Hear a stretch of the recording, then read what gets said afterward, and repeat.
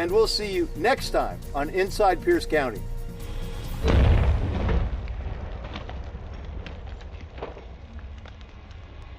And is the rule of thumb always cut the red wire, or? Oddly enough, it is, because most bomb makers won't want to blow themselves up. So if you don't have anything else to decide on, red wire is a good one to cut, because most bomb makers will make their hot wire red too, because they watch all the movies.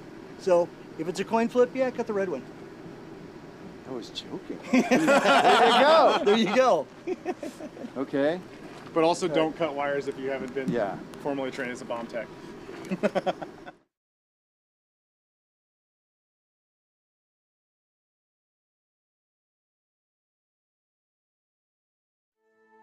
We come from a long line of farmers, and there's a sense of pride, but there's also a significant amount of pressure.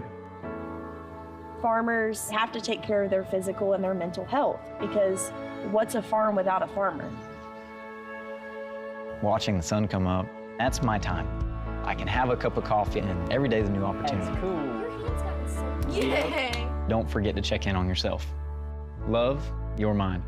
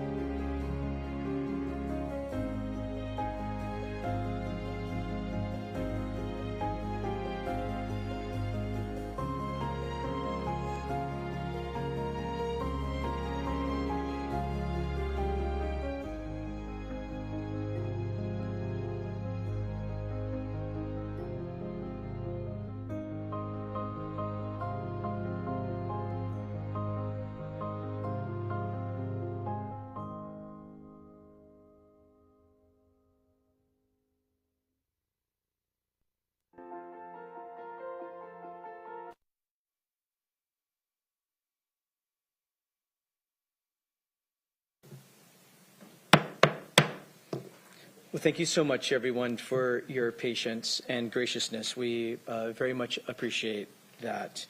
I'd like to call to order this Tuesday, June 25th meeting of the Pierce County Council. The time is 3:40 p.m. Madam Clerk, will you please call the roll?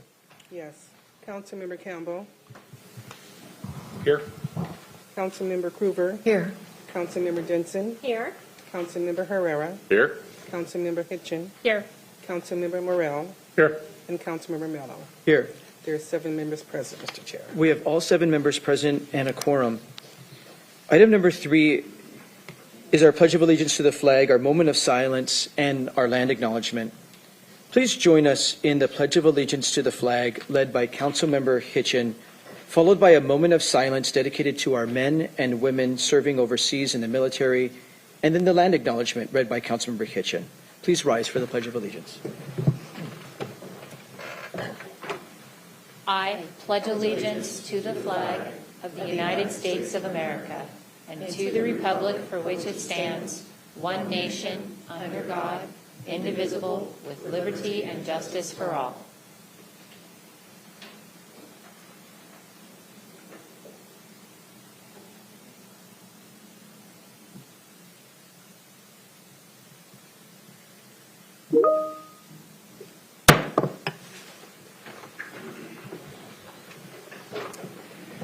We acknowledge that we are on the traditional homelands of the Coast Salish tribes. Coast Salish people have lived on and stewarded these lands since time immemorial and continue to do so today.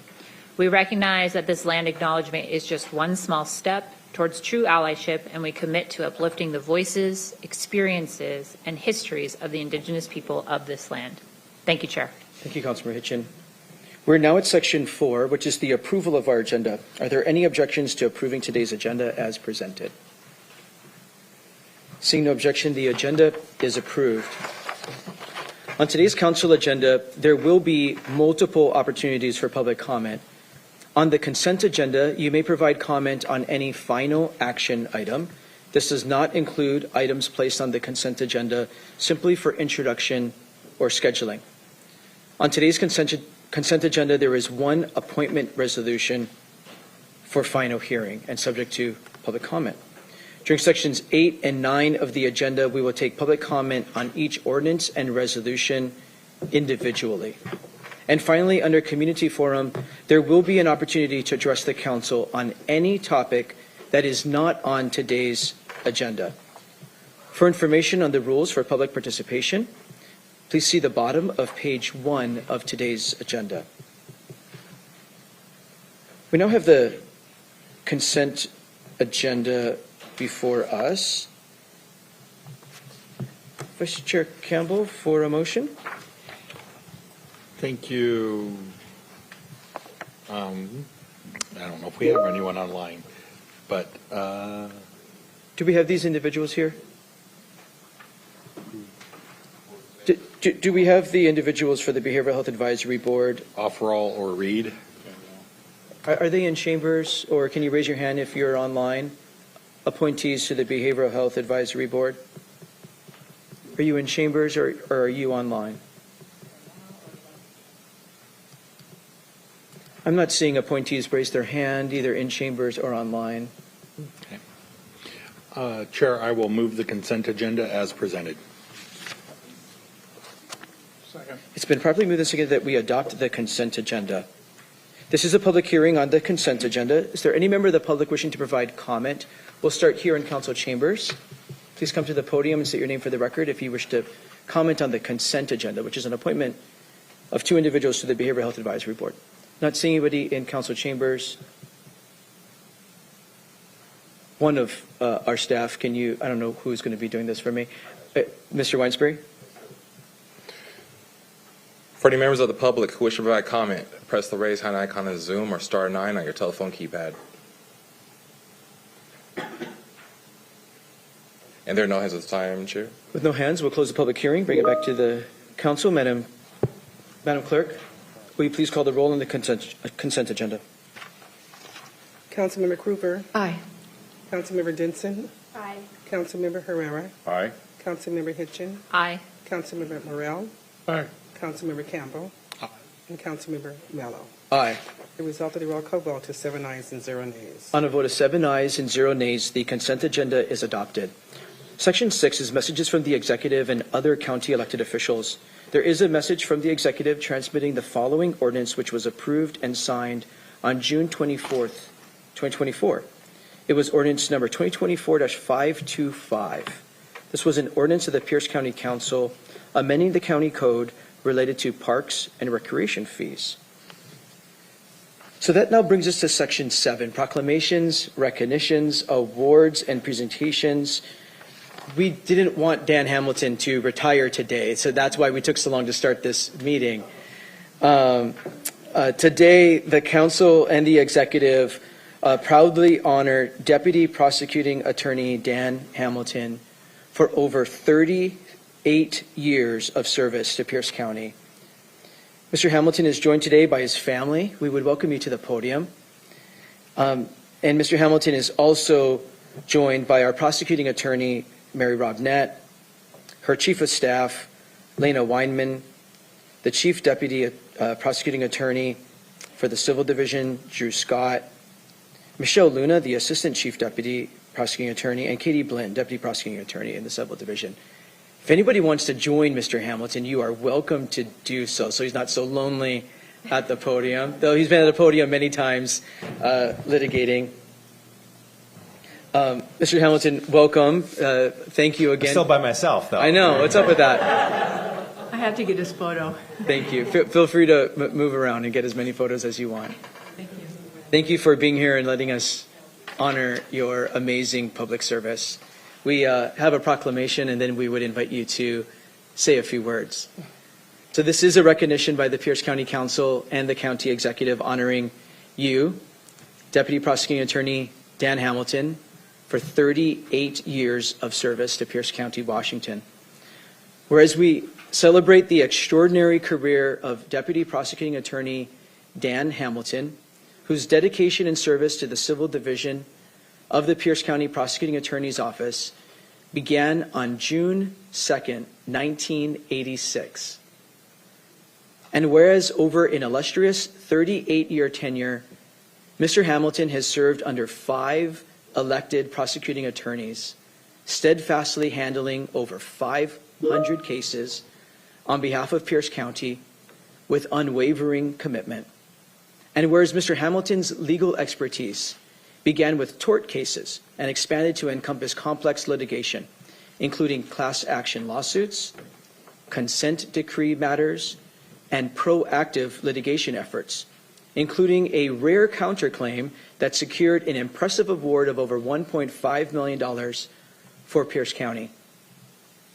And whereas Mr. Hamilton has demonstrated exceptional advocacy by representing Pierce County in numerous high courts, including the Superior Court, the State Court of Appeals, the State Supreme Court, the United States District Court, and the United States Ninth Circuit Court of Appeals, and the United States Supreme Court. And whereas following the State Supreme Court's declaration of a federal statute as unconstitutional, Mr. Hamilton petitioned the United States Supreme Court for review, triumphantly securing a reversal in the landmark case, Pierce County versus Gullion. And whereas Mr. Hamilton also proved victorious in defense of the county's volunteer chaplaincy program before the state Supreme Court in Malian versus Pierce County, the Pierce County Sheriff's Department has relied on this program since 1984 to call upon volunteer chaplains as counselors.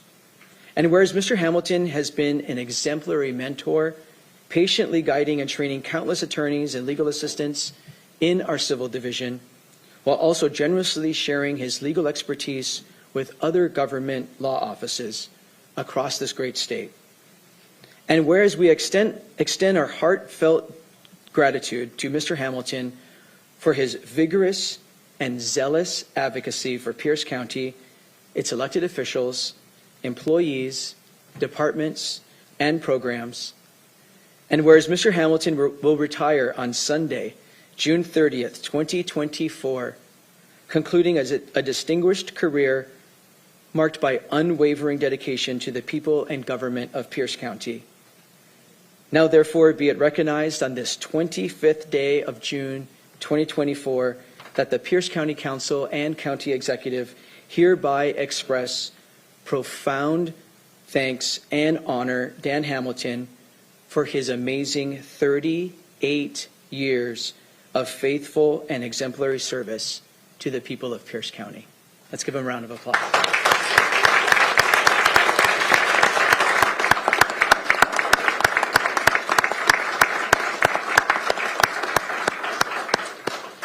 It's really remarkable. Before we invite you up here for a photo and potential other remarks by my colleagues, we would love to hear from you, Mr. Hamilton. Welcome.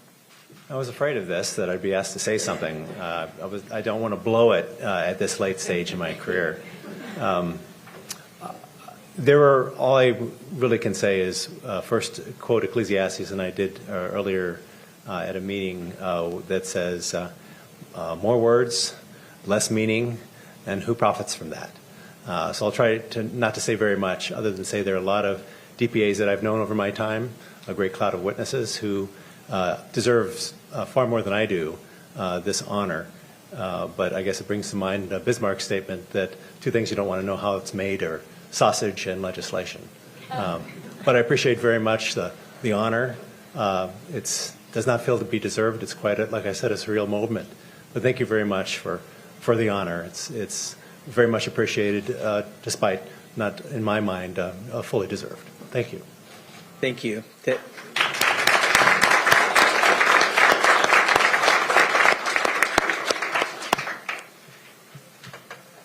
Madam Prosecutor, thank you for being with us. We would love to invite you to the podium. I'm sorry for not coordinating this with you ahead of time. We would love to invite you to the podium if you wish to provide remarks. I agree with Dan that brevity is sometimes preferable. There's nothing I can add to what you've already announced in your proclamation. We owe a profound debt of gratitude to Mr. Hamilton, everyone in Pierce County, myself included. So thank you so much for recognizing him in this way. It's very meaningful. He's had a meaningful career, and we appreciate him. We'll miss him. Thank you, Madam Prosecutor. Are there remarks by other council members before we invite Mr. Hamilton up here to take a photo and formally receive the proclamation? Mr. Hamilton, Councilmember Morell. Anyone who puts that much time in one organization is definitely dedicated to his work. I appreciate the professionalism that you exemplified over those 38 years. The council was going to give you a cruise for 2, but the prosecutor said no way, gifting of funds or something like that, so we had to pull it. But our intent was, that's what we wanted to do. But I just want to say thank you for your service. Thank you for being with him and all the sacrifices that families make. So thank you. Thank you, Councilman Morell. Well, Mr. Hamilton, thank you for allowing us the great honor to recognize you in your amazing public service. We do have this token of appreciation and recognition of your public service signed by the county executive and all 7 members of the council. And, when prosecuting attorney Rob Nett called and asked if we would do this without hesitation, we said absolutely. We were astounded at the length of your service, and she went on to share how proud she is of you. And she went on to share how significant your career has been. We tried to document just some of it. My colleagues wouldn't let any more whereases come in this proclamation. You have such a distinguished career, got to present before the highest courts of the land. And, for folks who don't get a chance to work with our civil division attorneys often, which are most folks, the council and department heads and some staff have the pleasure of working with our civil division. We are sued often. Sometimes we sue in the public interest in order to protect the people of Pierce County. And we, as the proclamation tried to shed some light on. A lot of the issues are incredibly, incredibly complex. Sometimes we have to sue the state in order to protect our community and get the state to do something that we think is in the law and that they need to do. Sometimes we have to sue opioid manufacturers in order to stop them doing bad things and stop harming communities. Or any number of things our civil division does, gives us counsel on a daily basis, and just does remarkable work. They're smart as heck and give us the best advice, and you've been instrumental to that for 38 years, and that's just astounding. Thank you so much for your service. We would love for you to come up here and receive this recognition.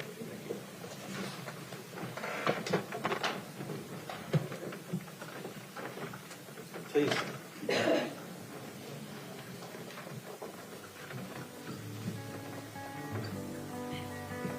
Good to put you in.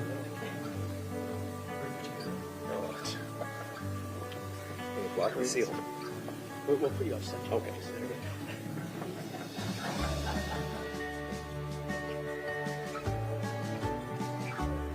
Get a couple photos. 1, 2, 3.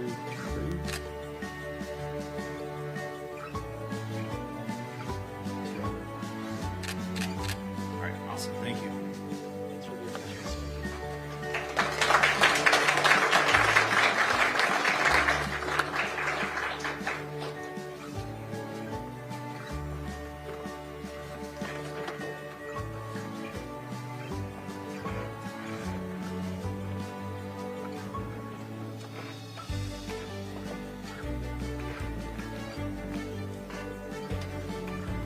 Thank you for your patience. And thank you for letting us recognize you.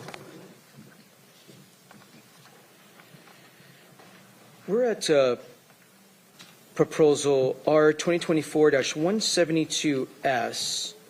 Councilmember Hitchin for a motion. Thank you, Chair. I'd like to move resolution 2024-172S. Second. It's been properly moved and seconded that we adopt resolution 2024-172S. Madam Clerk, will you please read the title into the record? Proposal number R 2024-172S, a resolution of the Pierce County Council approving the Homeless Housing Program 2024 through 2025, funding recommendations of the Pierce County Human Services Department and the Homeless Document Recording Fee Advisory Group. Thank you. Thank you. Ms. Merrick, are you prepared to present? I thought you were maybe trying to get your computer to work. Oh, no, thank you. Yes, I am. I have this. Didn't know if I need to buy you more time. I appreciate that, Chair Mello. Ms. Merrick, to brief the council, please. Thank you, Chair Mello. For the record, Lee Beth Merrick, council staff. As stated by the clerk in the title, this proposal approves the Human Services Department and the Homeless Document Recording Fee Advisory Group's 2024 through 2025 Homeless Housing Program funding recommendations. This comes to you from the Health and Human Services Committee with a do pass as substituted recommendation. For some background, the Homeless Housing Program, we refer to it as HHP, is the county's largest regular funding opportunity for homeless services. The program is administered by the Human Services Department and is funded through a variety of local, state, and federal funders. The funders for the 2024-2025 program are the Department of Commerce, Tacoma Housing Authority, Housing and Urban Development, and the City of Fife, with Commerce contributing nearly $15.4 million in total funding. All of these funds are deposited into the county's Housing and Homeless Fund, which is a special revenue fund.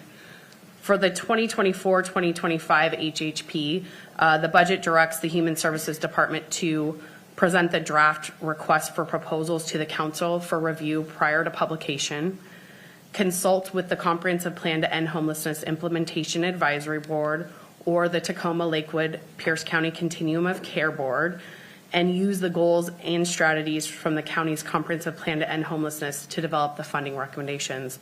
And lastly, it requires the department to present their funding recommendations to the council for authorization via resolution. The draft RFP was sent to council for review on February 16th, and it was publicly released on February 22nd with applications due on March 22nd. 56 applications were submitted, requesting over $32 million in funding. The Human Services Department created a scoring rubric for evaluating the application, and they report they invited IAB members who did not have a conflict of interest to evaluate the applications. The application evaluation committees consisted of jurisdictional representatives, subject matter experts, and individuals with lived experience. Their scores from the application evaluation committees were then submitted to the Homeless Document Recording Fee Advisory Group to determine the funding recommendations using other priorities that were established by the Human Services Department. The Homeless Document Recording Fee Advisory Group consists of 4 individuals. 2 are Pierce County Human Services Department staff. 1 is City of Lakewood staff, and 1 is staff from City of Tacoma. Additional details about the department's application evaluation process can be found in the June 21st memo that the department submitted to council, which is found starting on page 41 of your meeting packet today. So the Homeless Document Recording Fee Advisory Group submitted their recommendations to the Director of Human Services and the Executive for review and approval. No changes were made. The proposal before you approves $17.7 million in funding recommendations from the Human Services Department and the Homeless Document Recording Fee Advisory Group for the 2024-2025 Homeless Housing Program. The recommendations can be found starting on page 26 of your packet, which is Exhibit A of the proposal, and includes funding for 7 different categories of homeless services. So I understand we won't be able to display the packet, but I'll walk you through it in case you have it pulled up in front of you. So at the top of the exhibit, you'll see the first category, which is outreach. This is at the top of page 26 of the packet, or page 1 of the exhibit. 10 projects applied for funding, 5 of which were recommended for funding. So a little bit over $1.2 million in recommended funding out of the a little over $2 million was requested. The next category is day shelter. This is the top of page 29 of your packet, page 4 of the exhibit. All 3 projects that applied for funding are recommended for some level of funding. So almost $680,000 in recommended funding out of the $916,000 that was requested. The next category is safe parking. This is the top of page 30 of your packet, page 5 of the exhibit. 2 projects applied, and both are recommended for some level of funding. So you'll see that there's $282,000 in recommended funding out of the $426,000 that was requested. The 4th category is overnight shelter. This is at the bottom of page 30 of your packet, or page 5 of the exhibit. 18 projects applied, 14 were recommended for funding. So about $6.5 million in recommended funding out of the over $19 million that was requested. The next category is transitional housing. This is at the bottom of page 30 of your packet, or page 10 of the exhibit. 1 project applied, and it is recommended for its full funding request, which is $82,000. The next category is rapid rehousing. This is the top of page 36 of your packet, or page 11 of the exhibit. All 9 of the projects that applied are recommended for funding. So a little over $5 million in recommended funding out of the $5.3 million that was requested. And the last category is permanent supportive housing. This starts on top of page 38 of your packet. All 13 projects that applied are recommended for their full funding request. So $3.7 million recommended out of the $3.7 million requested. The equity note is available starting on page 20 of your packet. And with that, I'm happy to answer any questions. Thank you, Ms. Merrick. I'm going to suggest council ask questions, either of Ms. Merrick or department staff that are here, and then we open up for a public hearing. So I'll start. I do have some questions. I believe they're most appropriate for the department. And I'm actually going to start with the equity note. Ms. Isaacson, are you going to be answering for the department? I will start, yes. Whoever. Thank you for being here. Thank you for your good work, and the many providers that do the hard work every day. My first question is about the equity note, and the equity note does not seem to match the disparities that are referenced throughout the equity note. So, for example, as it's referenced in question 18, it doesn't seem to jive with the follow-on questions where we ask, what community are we trying to serve?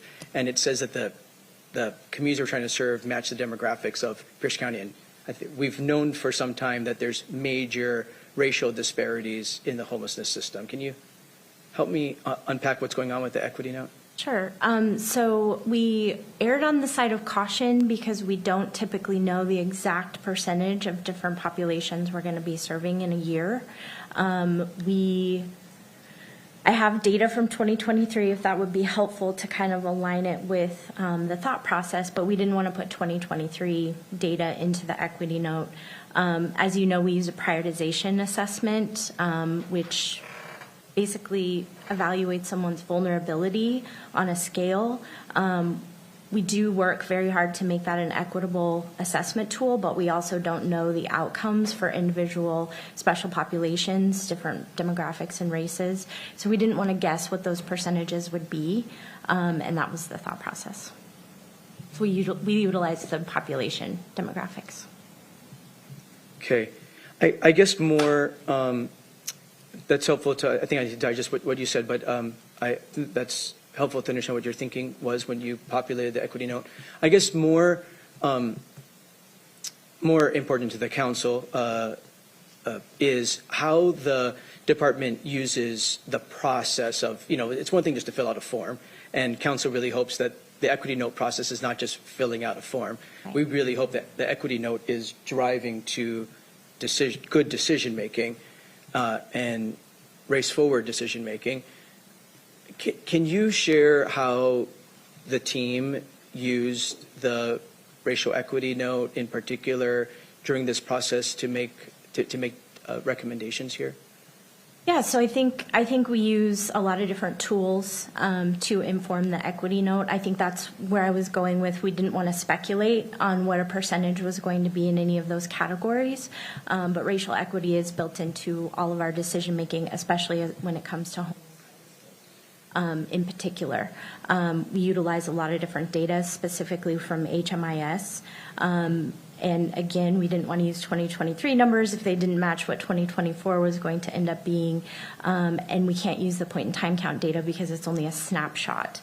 It doesn't give us full population information. Now back to your question though, we do use the point in time count in HMIS to inform services based on the prior year's numbers, right? So we can see those disparities, the disproportionality that certain populations face, and then we try to encourage programming from our provider community that would encourage equitable outcomes for those special populations that are experiencing the disproportionality.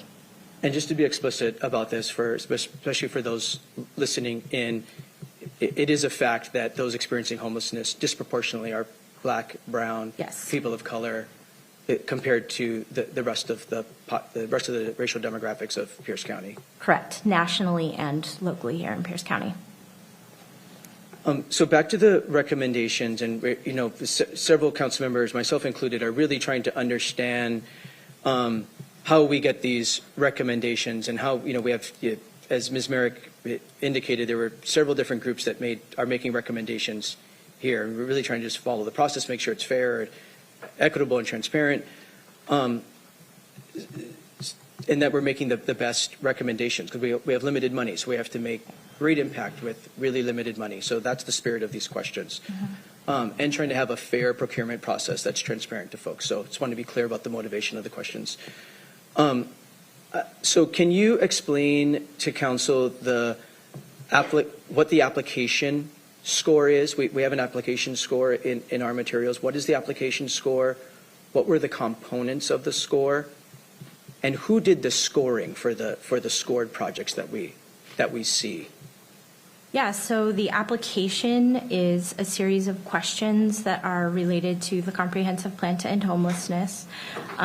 It covers things such as cultural competency, racial equity, accessibility, different components, and then you're scored out of a number of points for each component of the application. I don't have an application right in front of me, but I can definitely get you each question broke down by the value of that section.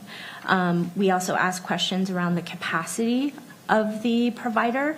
So questions like staffing, questions like financial literacy and ability to spend funds that are awarded to them.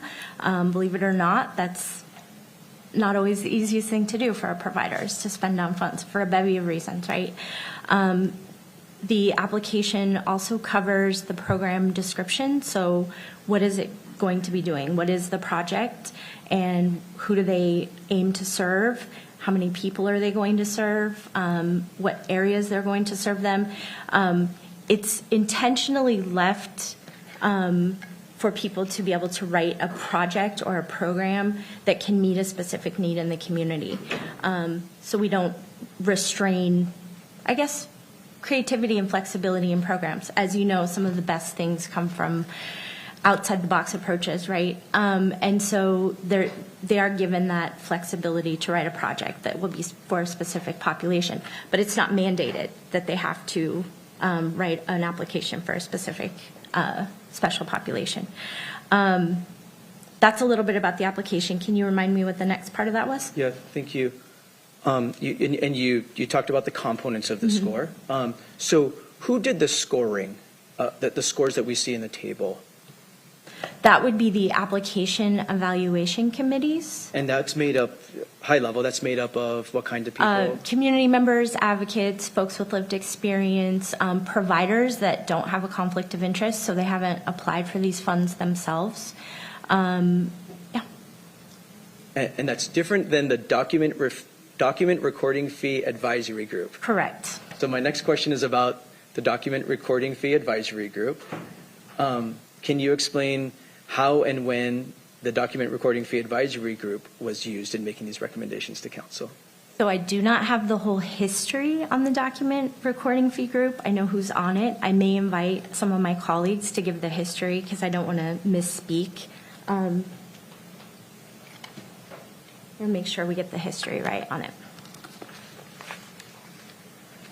Good afternoon, Chair Mello. For the record, John Barbie, Pierce County Human Services Division Manager. So the history of it, so the document recording fee is made up of our jurisdictional partners that also where the funds come through the 3 jurisdictions. So that's the City of Lakewood, that's the City of Tacoma, and that's Pierce County. And so historically, our largest funding source has been the document recording fee when it comes to the HHP process. So in order to distribute those funds, it has to go through the document recording fee committee that's made up of those jurisdictional partners. That's helpful. Thank you. It's, you know well, but for others who aren't close to this, where these questions, of course, are coming from is from what I think is happening is we have programs that were scored in a couple of in a few of the categories. Luckily, in my estimation, luckily we're able to fund all of the programs that requested funds, like permanent supportive housing, as an example. That's great in my estimation. In some of the categories, we don't have enough money to fund all of them. And there were programs that were scored really, really high, like 2 and 3, who did not get any funding. They were scored really high by the application evaluation committee, scored really high, ranked 2 and 3 as an example, and they're not recommended for any funding at all. And projects that have lower scores are recommended for funding. And so we have naturally have providers asking me, what's going on here? How do we make sense of this? How is this transparent and clear? And I don't have a good answer. And we're all about transparency and fairness. So the Human Services team says that we evaluated the application evaluation committee rankings. But can you share what criteria was used and what was applied by the advisory group, the document recording fee advisory group? And so was there a second set of criteria used by this next screening team, the advisory group? And was that known? Was the second set of screening applied to the rankings made by the application evaluation committee, was that criteria known to the applicants? Yeah, so I can answer that. So first and foremost, we based it on the comprehensive plan to end homelessness. The DRF committee is responsible for the system as a whole, as where the application evaluation committee is responsible for the application and a specific intervention type, right? They're just going through and evaluating outreach as an example, or they're just going through and evaluating rapid rehousing. And the application, the contents of the application. The DRF committee has to take into consideration the plan of the system, the holistic view of what is going to be most beneficial for the people that we're trying to serve, and how we can make an efficient and useful system. And so we use the comprehensive plan to end homelessness. There are components in the plan. And to answer your next question, it is outlined in the NOFA that the NOFA and the funding opportunity are aligned with the comprehensive plan to end homelessness.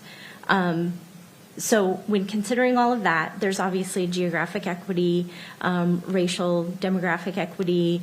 There is also mention in the comprehensive plan of things such as permanent housing. So rapid rehousing, permanent supportive housing, those should be priorities. Shelter is also mentioned. And I would add that in the NOFA, it does state that there will be a priority of intervention types, which is your permanent housing, your shelter, and then your outreach as a fourth option for funding. I might drill down on that last part a little bit offline to really make sure we understand. I really appreciate that you point back to the comprehensive plan to end homelessness. A lot of good work went into it. But that's a big document. It's a really big. So do you zero in and say this particular part of the CPEH? Or do you just reference the whole thing when you say it needs to be consistent with? It aligns with the goals, and then you have those strategies underneath the goals, right? So if the goal is permanent housing, and one of the strategies of that is rapid rehousing for all, which it is, then that would inform the thought process when looking at applications. I have one last question, then I'm going to open up to my colleagues, and that is about the subcategories. So Ms. Merrick briefed, there's 6 or 7 subcategories: outreach, safe parking, rapid rehousing, permanent supportive housing, et cetera. There's these subcategories. Are the subcategories known to providers who are responding to the request for proposals? Are the subcategories and the sub amounts, like we have 1.2 million for outreach, and we have 8 million for permanent supportive housing, and 500,000 for safe parking. Are the subcategories and the buckets of money known when we put out the RFP? No, because we wouldn't be able to determine that. We don't know who's going to apply and what they're going to ask for. Thank you. Vice Chair Kimball. So following up on that one, first of all, thank you very much for you and staff for being here, and thank you to the committee for their work on this. Were the dollar amounts for the subcategories, the buckets of funding, were those determined beforehand? We based it again off the comprehensive plan. There are percentages given to intervention types for any community that is at functional 0. So we did base the percentages of what we thought, not what we thought, but what the plan states in a functional 0 community. Now, to be clear though, that didn't mean that we took money away from interventions that were over that percentage in the comprehensive plan. It just meant that we did try to, it became a target.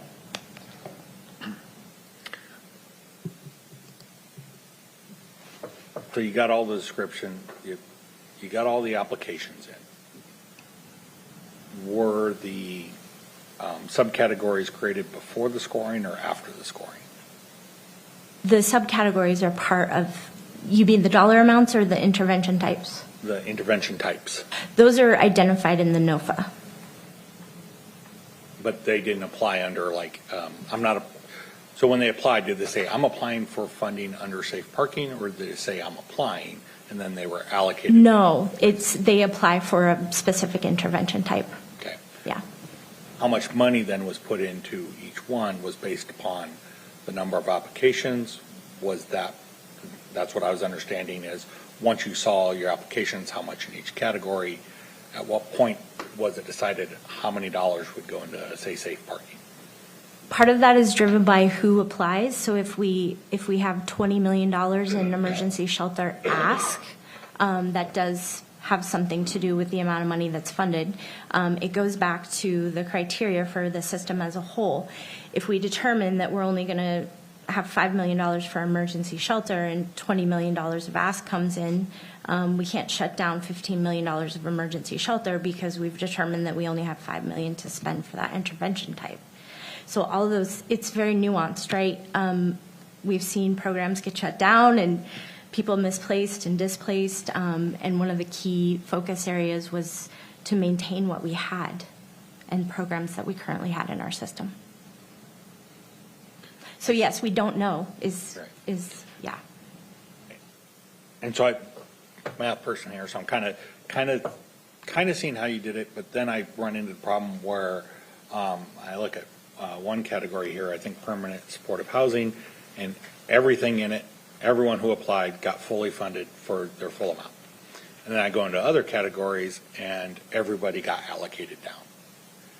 And so how was that decision made of, we have 3.7 million in asks in this category and 5 million in this category and 2 million here, we're going to fully fund this category, partially fund this category. Was that done before scoring or after scoring? So yes, it was done before scoring. It goes back to the percentages of each intervention type that are identified in the comprehensive plan. So that's how we maintain that balance of what is the goal in our system. Is the goal 30% rapid rehousing, that 30% of the funding goes to rapid rehousing? Is the goal that 15% goes into emergency shelter? And we base it on that. But again, it's nuanced. So you don't want to take away from emergency shelter so that you can get another intervention to 100%. Is that helpful? It is. Okay. But I feel like I'm in math school back in high school, in which they would give me the math problem, I would give them the answer, and they'd be like, you got to show your work. And I'd be, well, here's the answers. What's more important? I'm just giving you the answer. And I feel like through here, maybe we need to remind what Mr. Miller would say about show the work and how we got to why this one's a little bit less. And so I hear it's all in the plan, but if I was looking at it from the outside, it wouldn't necessarily make sense. And we keep going back, it's in the plan. And I think there's a lot of work here shown, but there's still things that on the surface makes it difficult for people to connect some of the dots. And so if that's making sense, why some things scored lower than others would get funded, why this category didn't get allocated and this one, everything in it got allocated, and this one, some of the stuff got allocated. Sounds like there's very good nuanced reasons, but it doesn't sound like we've been as transparent with everyone who applied and many of the people who are interested in how this funding is going. So I guess that's all I have for right now, but I want to thank you very much. But that's kind of, I think, where we're seeing some disconnect on it. I keep hearing Mr. Miller's voice. Thank you. And while we're, maybe Mr. Barbie has it at his fingertips and can support you. I see another light on. So I was trying to flip through the comprehensive plan to homelessness to try to find the formula that you're talking about, and I don't see it, but I'm not as close to the detail as you are. So if we could get the formula to our staff, that would be absolutely helpful. Councilmember Hitchin. Thank you, Chair. The DRF, the document recording fee, sorry, talking in acronyms, everybody. The DRF team, did they use a rubric or did they use a tool like we had the first group do to kind of identify some of those other reasons that you were scoring things, or did they just sit down and They I guess u- their process was. Yeah, of course. So the Document Recording Fee Committee utilizes, oh, sorry. Oh, okay. I didn't realize he was standing there. Snuck I'm up in on the you. hot seat, so I didn't, so they utilize, again, that holistic system view of what does the system need in order to be the most efficient and serve the most people, to your previous point. There is not a rubric that is similar to the AAC's committee or the application evaluation committees because it's a nuanced process. There's not a formula that can be applied to the system as a whole to say how does this in particular, this application fit in to the bigger piece. So they don't use an actual written rubric. Okay. Yeah. Yeah, of course. If I could just add a little bit to that. So one of the things the Document Recording Fee Committee looks at the system as a whole, as Devin mentioned, but also keeping in mind we're the committee that sees all of the interventions as they come together, kind of like the puzzle master. We have all of them, so we kind of get to see it from the 3,000 level and then really get to narrow in. And one of the things in our comprehensive plan, it talks about right-sizing the system. And one of the major priorities of the Document Recording Fee is to right-size the system in a way that keeps programs sustainable, programs that we've funded, we want to continue to fund that are doing the good work, and then build on there. So one of the challenges is that there wasn't a lot of opportunity for new programs to add because we just don't have a lot of resources, right? We just have limited resources. And so we prioritized really to keep existing projects in our continuum, which is part of right-sizing our system in our plan, with our intervention priorities, and then taking into consideration geographic and racial equity in kind of how we distributed and allocated those funds. And for those, if I may, Chair, for those that applied, were they aware that would be part of the process, just so that they understood that the score, because it was very clear what the scoring was going to be. So when you fill out the application, anyone who does an RFP for us, we identify what we're going to be looking for. You fill in the blanks, really, boxes online, and then we use that as a scoring tool to try and make it even. Then we have the second one. And so if I was writing an application to know that you would be looking at these other criteria, I might want to make sure that I'm thinking about them. But is that part of the process so people are aware? So I would say, I don't want to speak for the providers that are applying, but where I would say that comes into play is how we highlighted the comprehensive plan and really, and then our job as the committee was drilling down into what that means in right-sizing the system, also prioritizing the interventions. So from a provider's lens, if you were a permanent supportive housing provider, I think clearly you would know that that's a high priority. That was very much outlined in our priorities in the NOFA, as well as it's outlined everywhere in our comprehensive plan. So from my lens, I believe that that is. I think where it gets a little complicated is, again, when you start blending all of the interventions, all 56 applications come to one group, and that was the Document Recording Fee that actually saw all of the applications and all of the work of the evaluation committees. But the Document Recording Fee Group didn't work it in order as given to them by the Application Advisory Committee, which I think is where some of our questions and heartburn is coming from. So I get that someone has to take the 7 subgroups and look at the big puzzle, but when you get the subgroups and you're trying to put the big puzzle together, the Document Recording Fee Group bounced around. That there's a lot of heartburn about that. I'm sorry, Councilor Hitchin. Thank you. No, I think we're good. Thank you. Thank you. You've said a couple of times that the Document Recording Fee Advisory Group favors existing projects quite a bit. Is that, I think I've heard that a couple of times this afternoon. Is that known in the request for proposals? Do we make that very clear in the RFP that if you're an existing provider, we're going to prioritize you for funding? I would say we've set the precedent in the past by doing that, and I don't know. I wouldn't say we favored them. I think it's just from a perspective of right-sizing it. I would look at it from the lens of, if you're a provider who's been doing very good work in our community for years, and you've met your benchmarks, you've met your outcomes, you've applied for funding, you've done it, I would say that for us, maintaining what we currently have online is, and in our system, is prioritized over certain new shelters and when apples are compared to apples, if that makes sense. Thank you. Councilmember Morrell. Thank you, Mr. Chair. And Mr. Barbie, I will kind of follow the same thinking that Chair Mello talked about.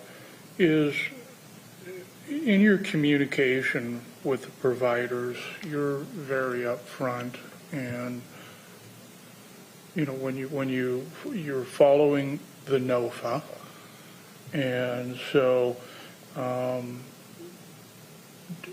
do you have performance measures that you use to evaluate on your your providers that you've funded in the past to make sure that they are doing what they're supposed to be doing? Yes. Okay. So we're just not funding a system just to continue? No, that's taken into consideration. A lot of those benchmarks and targets are set by the provider in the previous year and or set by HUD. It gives us benchmarks and targets to hit. And so our goal is to see the improvement. So whether the benchmark, if you're not meeting it, we want to see growth and progress in that direction. That's also discussed at both the AEC level as well as the document recording fee, past performance, if there are, and past performance also does include spend rate. Are you spending money appropriately in those types, or according to the contract and meeting some of those outcomes? Okay, thank you for that, for the answer. And you're not, the document advisory group is pretty much, I would assume, following the whole NOFA process in evaluating some of these providers, correct?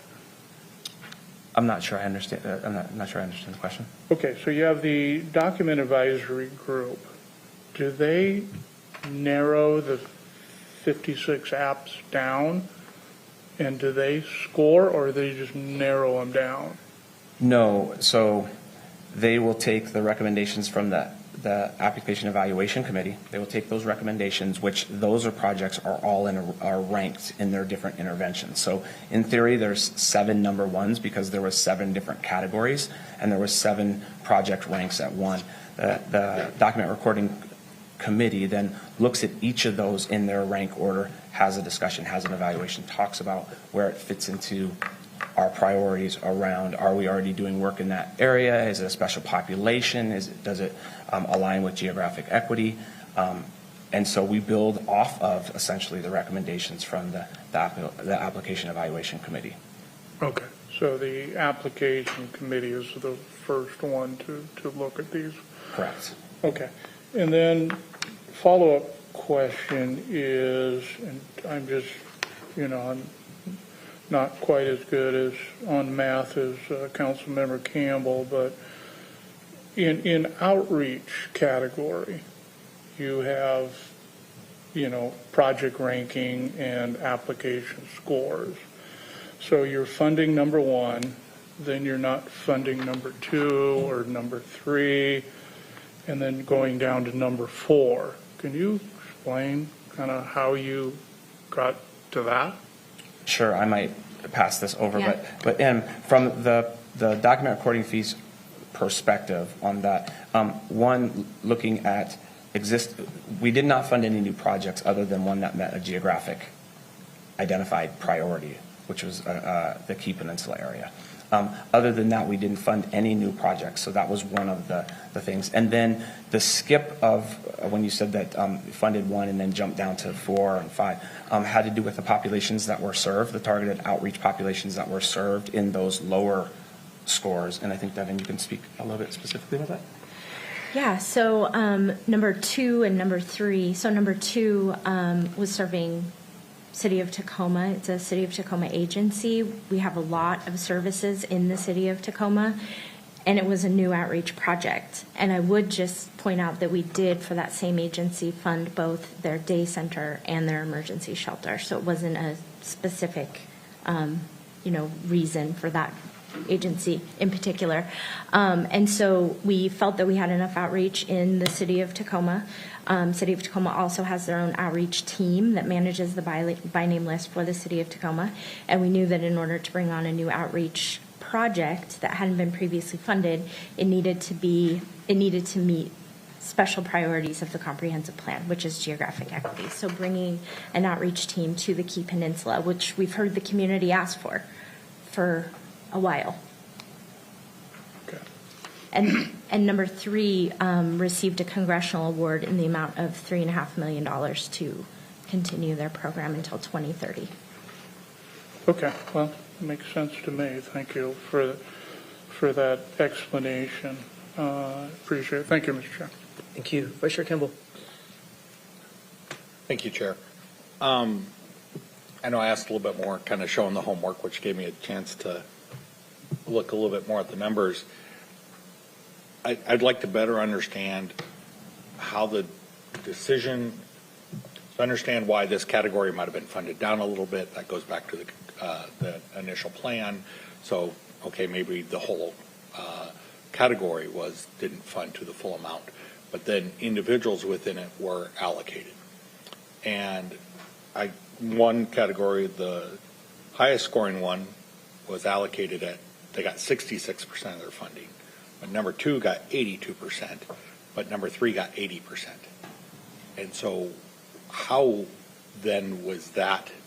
It seems to me it would be like an even, if you're going to allocate in this category, we're going to do 66, or the first one would get the highest amount, next one. Normally that would be patterns I would see, and this pattern didn't follow it, and it wasn't like the bottom one was a small amount and the large one, sometimes the amount of the ask can be kind of small, so it's just easier to fund the whole thing. But how did we get such wild variations in allocation amounts? Was it the committee that determined that, or was that more staff? And so help me understand that a little bit. Want me to start? I have one good reason, and then you can go. So the first reason is every provider requires a different amount of funding to run their programs, and that varies greatly based on the agency. So if someone requests a priority 1, 2, or 3, priority 3 being the bare minimum that they would need to operate that program, and priority 1 being, and all things considered, priority 1 being the ultimate amount of money that they would need to fund a program. So I think that we do give, in this particular case, we would want providers to tell us what the cost of their program is, what they need to run and serve the most people that they have projected to serve. So that's one. Yeah. So and just to add to that each of those agencies were given one of their priority levels in order. So what you're seeing is total numbers. What you're not seeing is that the agency that was 66% could have been priority 2 for them. So it was not a random number that we just kind of threw out, right? So they were given priority 2. The agencies below them might have been given priority 2 or priority 3, which that's up to the agency to determine what the priorities look like. Okay, that's some of that, the homework I wasn't seeing here. So understanding. And again, that decision, was that made by the committee or by staff? The document recording fee committee. Okay. Which is staff in the 3 different agencies. Oh, yes, thank you. Seeing all this before us, and this question may be more for council staff here. What is council's ability? Say we see some numbers here we don't agree with, and we see a program that scored well, wasn't funded. What is our ability for the council to cure that? And again, that might be Mr. Cox or Ms. Merrick. Mr. Cox. What's the council's ability to record, to override? Are you asking? Maybe I need to specify the question. Yeah. What is the council's ability to say, hey, we want to move an allocation. There's a program. It scored number 2. We all think it's a high priority, but it wasn't funded at all. we want to move funding into that, what is our ability to make an amendment to do that? I think we'd have to look into that in terms of the discussion that's taken place on this to date, and I will ask Ms. Merrick if she has an opinion about what you have discussed today with the departments about the legality of that. I mean, generally, the council has a broad range of powers with regards to these things, but without doing further research, I really don't have an immediate opinion about it. Are you looking to do it? I know that some of the many questions we have outstanding to the DPA, the Deputy Prosecuting Attorney, on this that we have not had the chance to resolve in this example. Ms. Merrick, would your answer be any different than that? Yes, I would just say we still have a lot of unanswered questions here in terms of what the options are. We're waiting for feedback, and we'll get that to you as soon as we have that information. Okay, and I guess my understanding is perhaps, and it was a little bit of a perhaps leading question there, but that we've been advised from the executive's office that the council does not have the authority to make that change. But again, we have that into the DPA to get that clarity on this one. But that has been discussion over time, and this is another example where it lands on our desk with zero time to really consider this, because all the contracts expire next week, and we're not left with the time to come back and say, wait, this wouldn't have been, if this had been for us, how we would have done it, the elected representatives. And I think we're being told, or I think we've been told from the executive's office in the past that, well, that doesn't matter, you don't get to change this. We get to vote it up or vote it down. I think we've asked for clarity from the DPA, so looking forward to that coming back. But to be pushed into a corner where we either have to vote this up or vote it down when there's things in here that don't make sense, creates a difficult position for this council that, as Mr. Cox would say, we should have broad authority to amend anything of fiscal spending that comes before us. So, thank you, Chair. Thank you, Vice Chair Campbell. Councilor Morrell. Thank you. And this question probably goes to Ms. Merritt.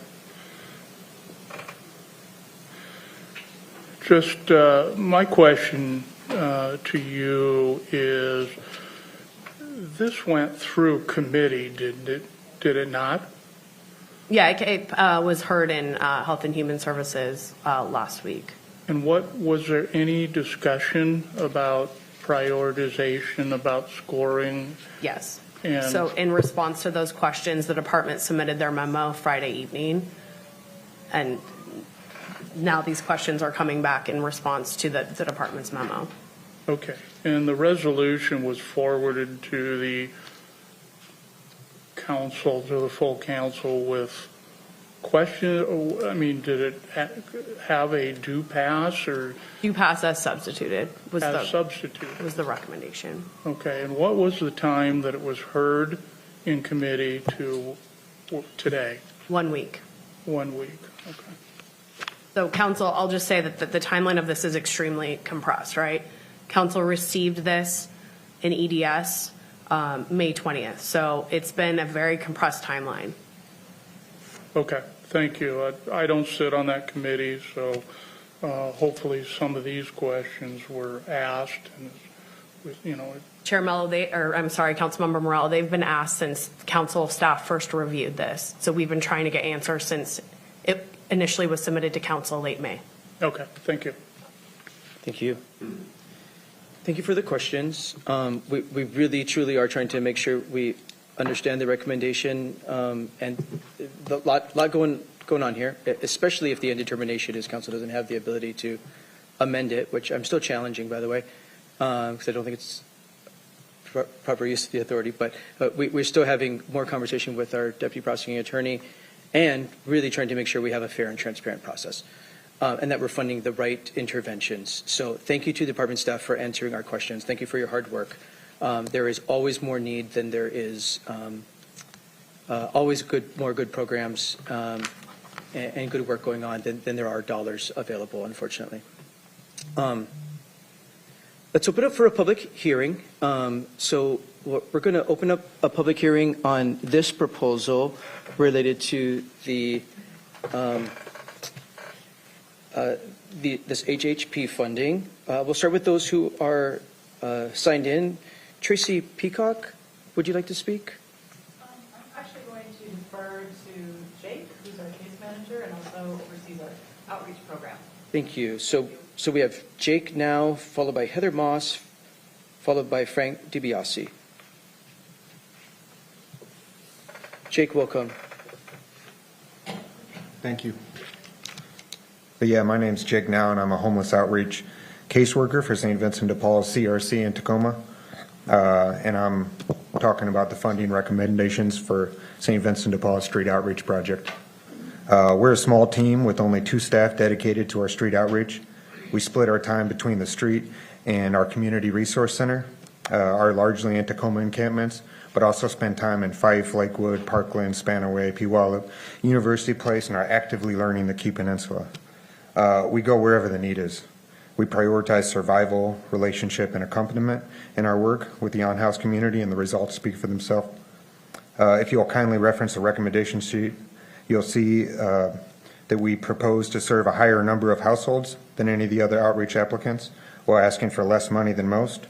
And out of the 10 outreach applications, we have the second highest score at 90.25, and we're recommended to get $0. The largest recommended funding amount for an outreach application, you'll notice, is the outreach project ranked 7th with a 79.5 score. And though their outreach team is significantly larger than ours, they propose to serve less households. And they're recommended to get $590,000 compared to our 0. So when pressed for an explanation for these inconsistencies last Tuesday, Human Service Department staff used excuses of equity and geographic service area. These made little sense, as the org recommended for the most funding is much larger, better financed, and resourced than our 2-person St. Vincent de Paul outreach team, and both of our teams cover the exact same geographic area. When pressed about that not making much sense, the excuse was offered that existing outreach in Tacoma is adequate, and so a new provider is not needed. This, in my opinion, is false and a lazy position based on protecting the status quo. If there's one impression just looking around you on your drive in today should have left you with, it's that the existing state of affairs in homeless services ain't working. And if you disagree, I invite you to join me in doing outreach one day this summer. Come see for yourself if anything about the places we go could be described as adequate. Again, I'm not asking you to vote against this funding recommendation proposal, since the only option right now is yes or no. But hear me say that something's got to change. If not in these funding recommendations, then with the millions of dollars in document recording fees collected. And know that, regardless if we get funded appropriately or the $0 currently recommended, I saw the same thing you saw on my way here today, that there's no shortage of work to do in meeting the immediate needs of Pierce County's people experiencing homelessness. So we're going to get back to work at St. Vinny's. We'll find a way like we always do. Thank you so much for being here, and thank you for your comments. You can't see the timer like you normally would here in council chambers because of our Zoom technical difficulties, but we'll help you stay on track. Everyone has 3 minutes to make their comments. Next we have Director Moss, followed by Frank DiBiase, followed by Scott Schubert. Good afternoon, Mr. Chair and members of the council. My name is Heather Moss. I'm the Director of Human Services. Thank you for allowing me to address you today. As you heard from your staff, we did provide you these materials in May, and we have been striving to answer all of the questions. It's a surprise to hear from me, from your staff, that there are some questions that she feels we've not answered, so I apologize for that. We are trying to be as responsive as possible to your questions and be fully transparent in our process. I very much am impressed with and proud of the work that we've done as a department. If you choose not to approve these recommendations today, this will hurt an already vulnerable homeless population. It's the wrong decision to make. This has been a more than 7-month process from the beginning of the time where we started developing the NOFA, through going through the procurement process, an extensive selection process that you've heard about today and in prior meetings. We have not yet gone through the final or completed the final review and approval process, which is what we're here about today. And then we also have the contract development process to happen. In typical process or in typical situations, this whole process can take us between 7 and 9 months because we have lots of interested parties, lots of steps to take, and lots of requirements to fill. This one has been faster, believe it or not, than years prior for this particular fund source. We have led a very transparent, unbiased, balanced, and fair process.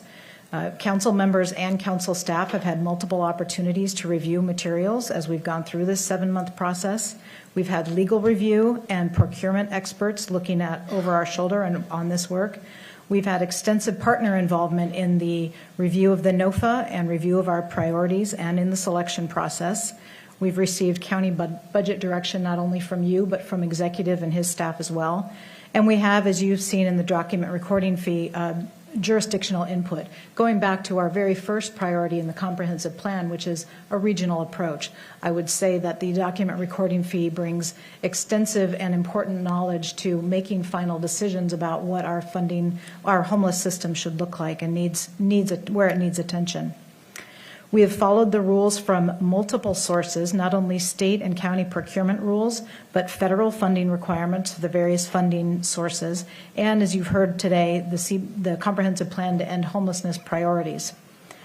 There was a sound legal procurement process.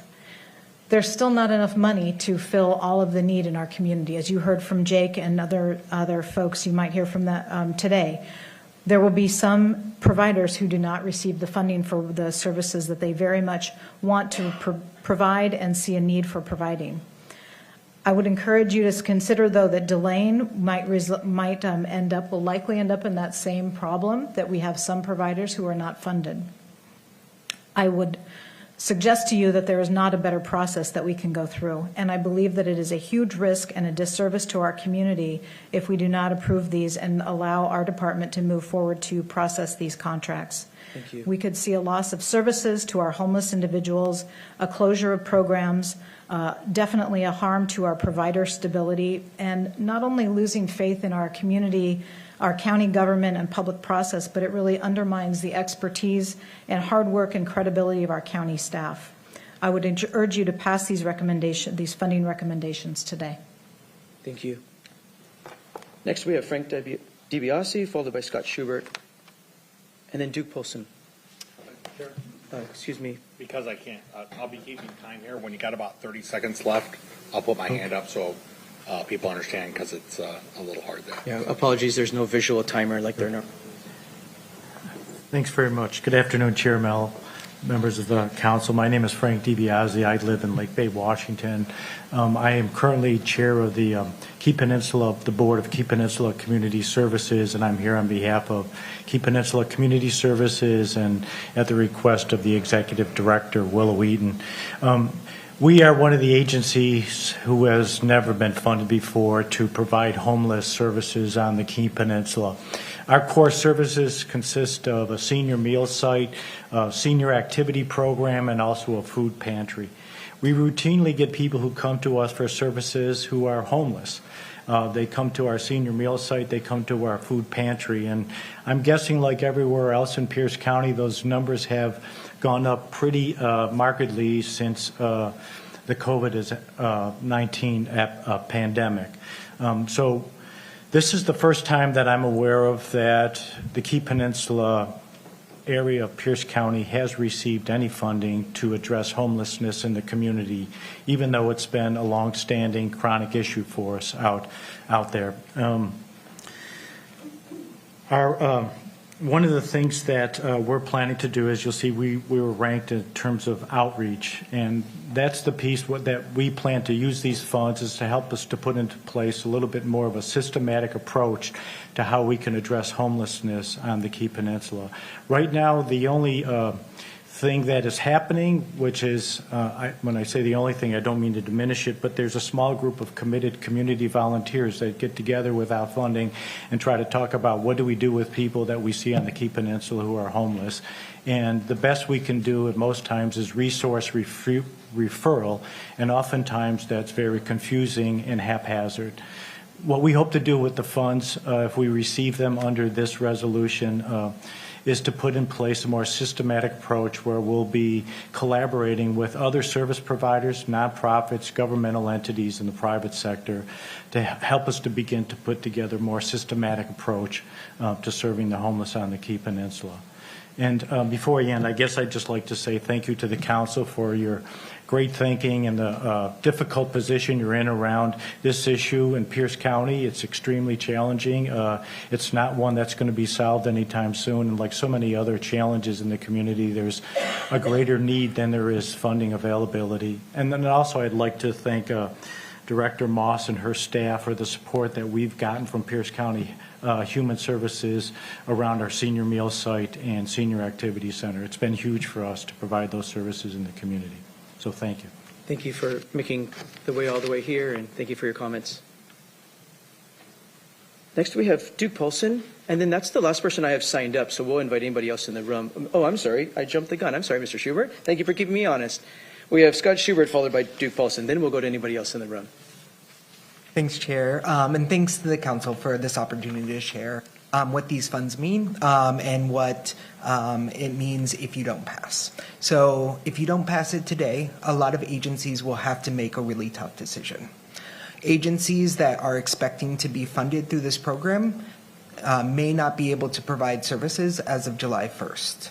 This contract is supposed to go effective July 1st. And I want to make sure that you guys are aware of the decisions that you guys are making are going to impact our staffing decisions. While I understand we went through the same process everyone else did, we understood the nuances of everything that, permanent supportive housing, rapid rehousing, these interventions were going to be prioritized. There's other funding sources that are available both on a county level and then on a city level, specifically for the city of Tacoma, that are available especially for outreach services. Outreach services is one that I know that there's a lot of tension around, and I completely understand that, but as an agency that has also applied and did not get awarded, I wanted to make sure that you guys were aware of our support around this bill, around this measure, this resolution.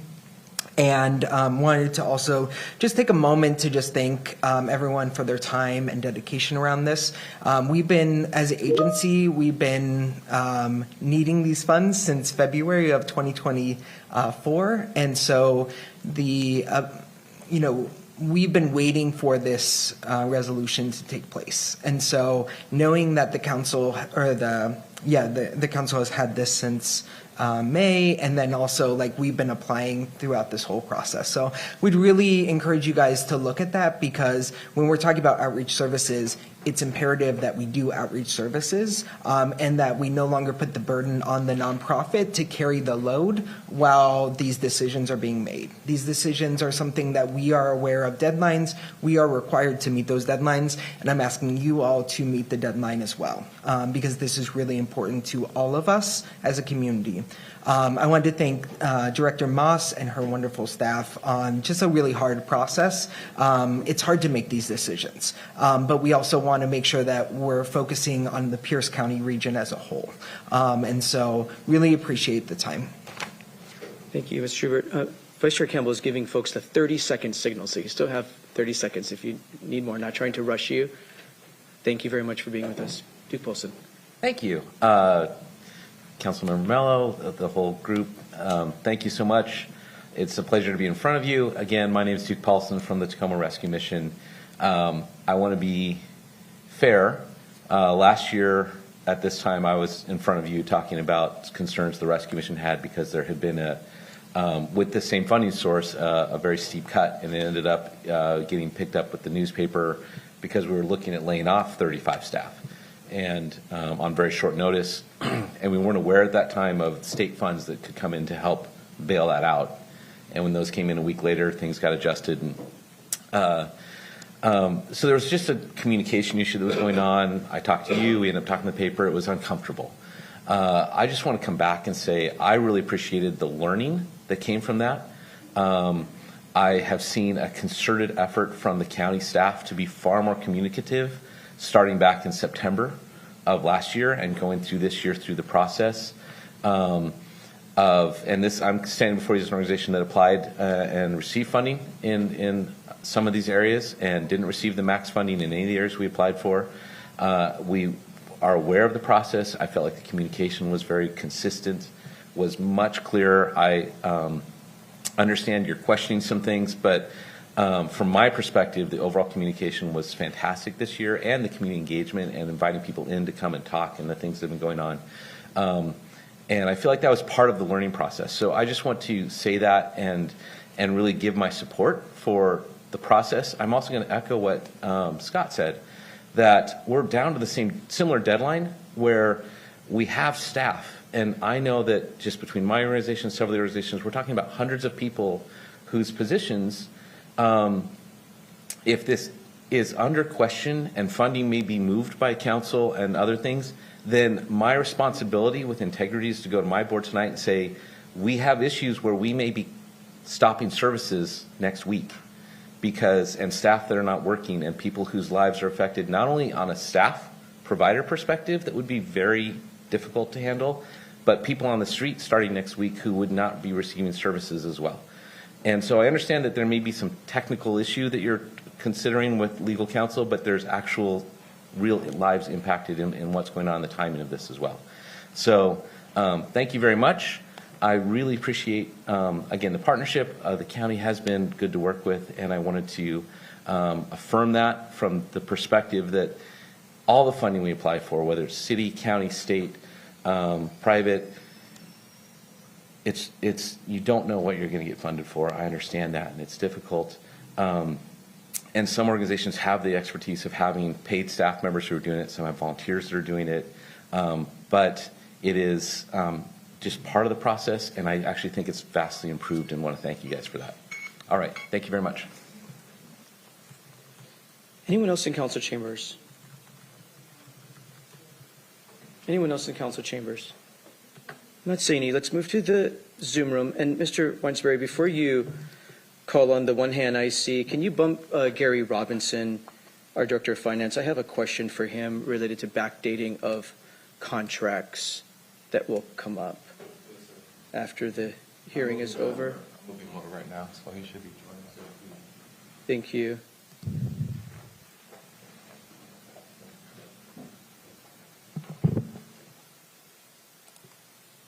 He's on now, sir. Thank you. Director Robinson, after the public hearing, I'll be asking you a question about effective date of contracts and the ability to backdate to a certain amount of date, considering how long it takes to contract. So that's the question to come in a little bit. We're still in the public hearing. Right. Thank you, Chair.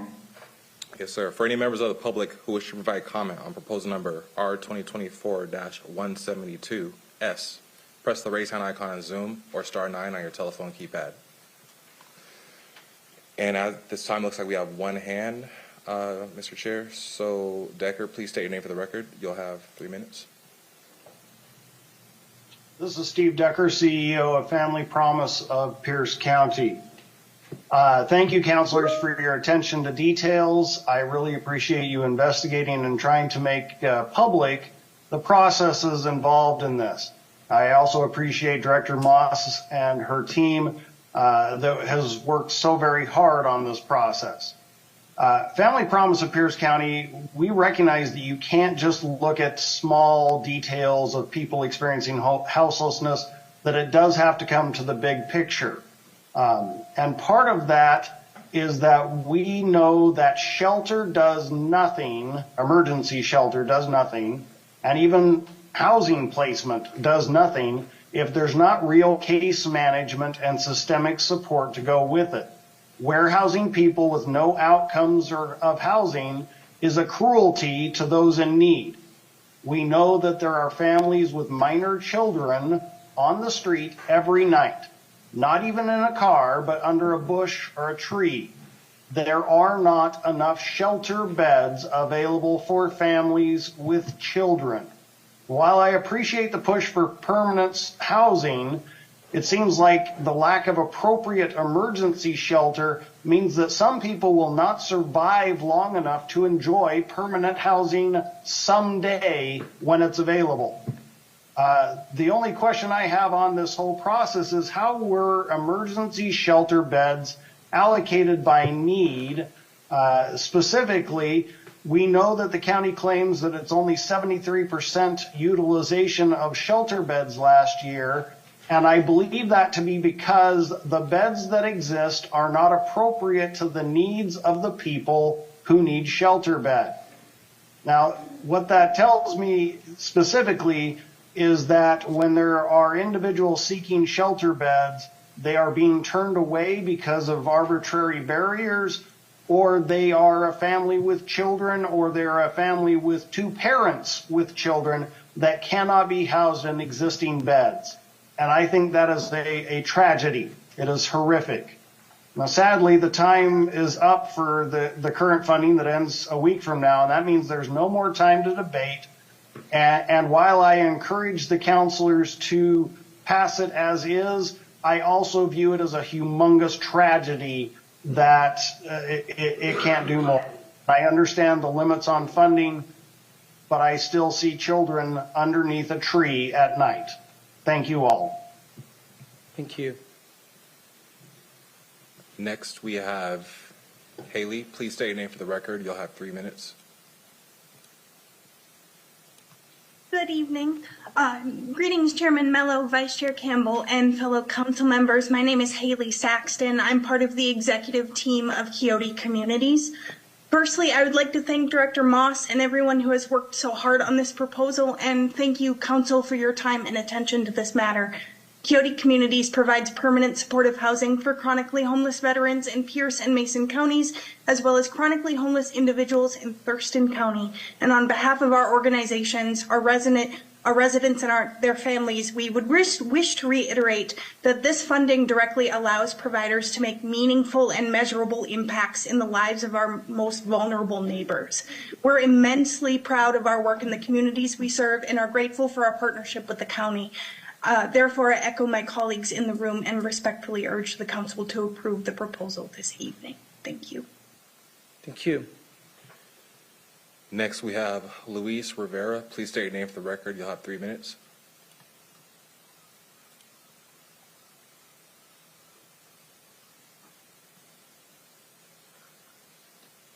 Yes, my name is Luis Rivera Sayas, and I work with the Rescue Mission as a Senior Director of Operations. My comment will be brief. I would like to just put out there that for any program, be that shelter, outreach, or even permanent supported housing, it's very difficult for us to expand and contract on 1 week notice.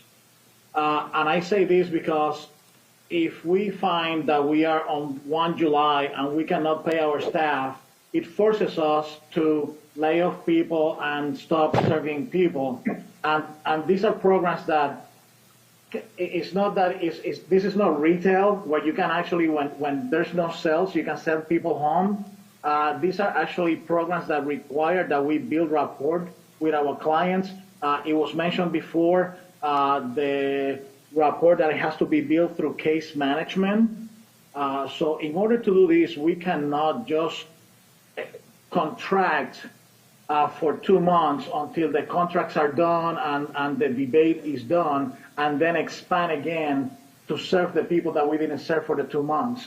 That service that we didn't provide will not be provided, and that people will get hurt.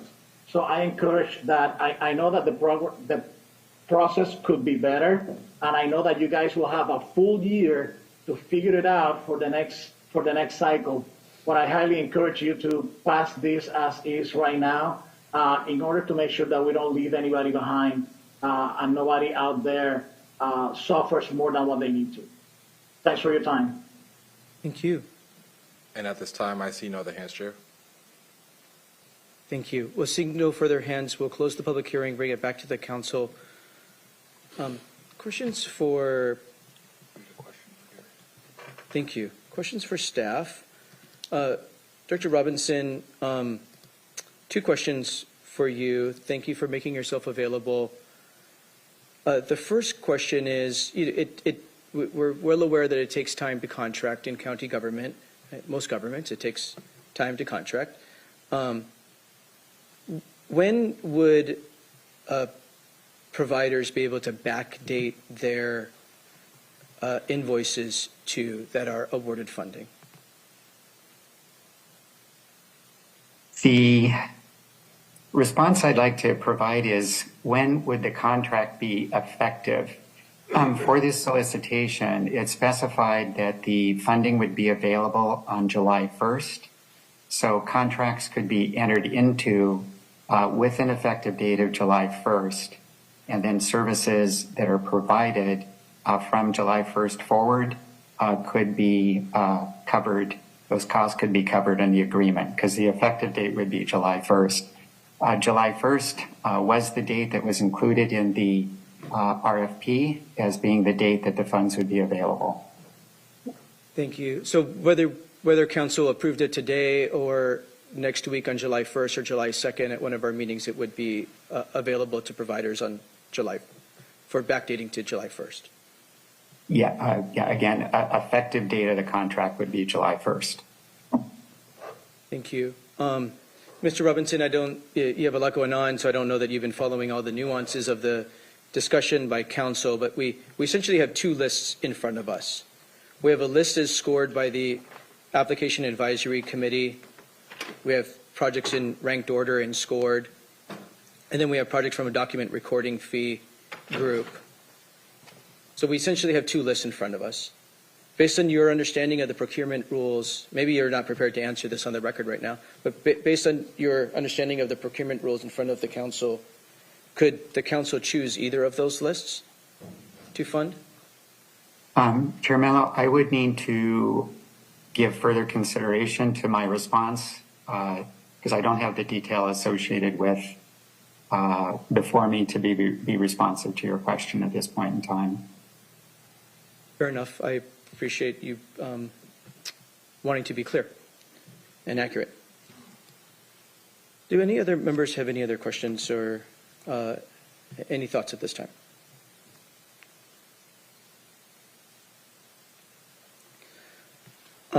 Well, members, I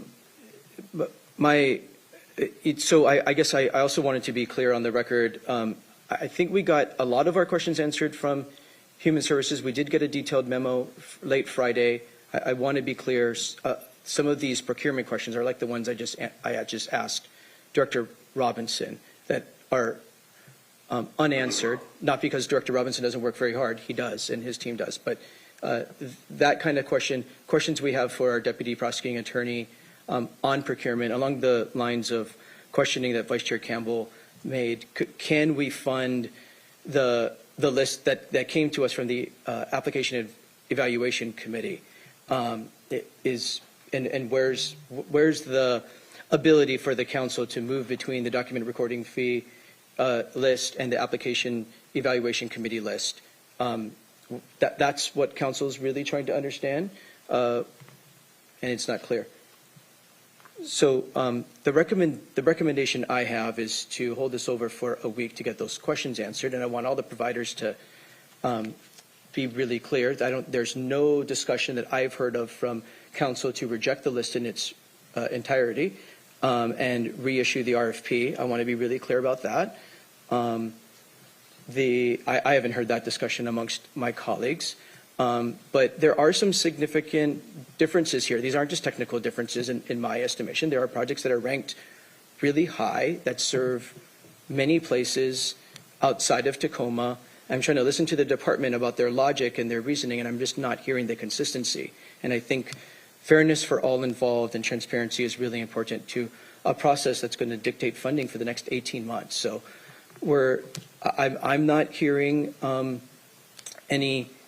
I want to be really clear. You heard from Director Robinson that providers that are funded will be able to backdate to July 1. So you have that certainty. So whether that decision is made today or next Monday or next Tuesday, you'll be able to still bill to the date that of July 1, whether it's today or next week. I want to be super clear about that. But I do think we have some important unanswered questions that we need to get on the same page about regarding procurement. Councilmember Morell. Thank you, Mr. Chair. I understand your concern, but for me, I've got my questions answered enough that I put faith in the process. I believe that everything was followed, and we may not have all the answers that we need. I don't know, even if we get an answer, what's going to change. So with that, I just don't, for me, see a need on kicking the can for a week to get more questions answered. I think due diligence has happened. I appreciate the work of all, the committees. I appreciate the work of Human Services. I'm sorry that we didn't have any more time in committee to deal with this before it came out on final. I think, as I hear Ms. Moss say, that there's been time to deal with this, but it just seemed to be a slow grind. So at this point, I'm not willing to kick the can another week. I think there again, I've got my questions answered. So maybe next time we change it, the process up, but for me, I won't vote to continue it for a week. Thank you. Thank you, Councilman Morell. Are there other questions or comments?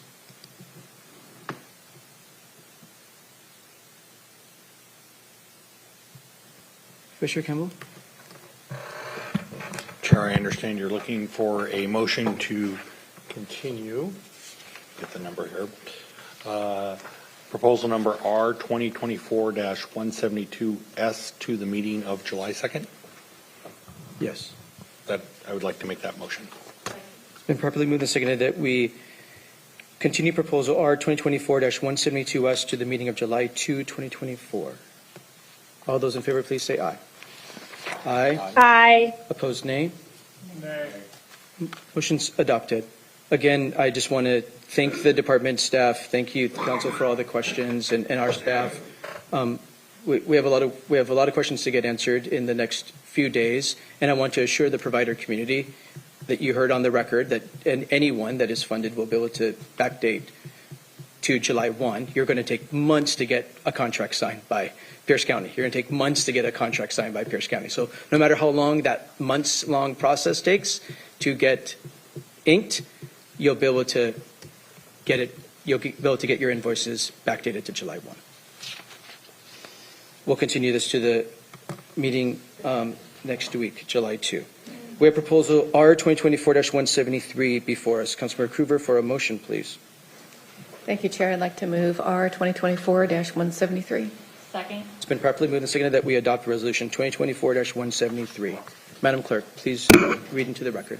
Proposal number R 2024-173, a resolution of the Pierce County Council approving the Puget Sound Taxpayer Accountability Account 2024 through 2025 funding recommendations from the Pierce County Human Services Department and the Birth to 25 Advisory Board. Thank you. Thank you. Ms. Waterland, to brief the Council. Good evening, Mr. Chair, members of the committee. For the record, Carrie Waterland, staff to the Council. As stated in the title of the proposal, this before you seeks to approve the Puget Sound Taxpayer Accountability Account for the 2024-2025 funding recommendations from the Pierce County Human Services Department and the Birth to 25 Advisory Committee. This comes to you from the Health and Human Services Committee with a due pass recommendation. By way of background, the Puget Sound Taxpayer Accountability Account, also known as PASTA, was created by the Washington State Legislature and is codified in Revised Code of Washington, also known as RCW 43.79-520. PASTA proceeds are distributed to King, Pierce, and Snohomish counties, and funds are proportionally based on each county's population, which resides within the Sound Transit's jurisdictional boundaries. Pierce County stands to receive an estimated $123 million in total funding between 2019 and 2035. PASTA funds must be used for educational services that improve the educational outcomes in early learning, K-12, and post-secondary education, specifically on efforts to improve educational outcomes. In early learning, K-12, and higher education, including but not limited to, for facilities and programs for children and youth that are low income, homeless, or in foster care and other vulnerable populations. Pierce County Council Ordinance number 19-6 created the Birth to 25 Advisory Committee, and that committee is tasked with making recommendations to the county executive and county council on the funding and monitoring of projects and programs that receive funding from PASTA.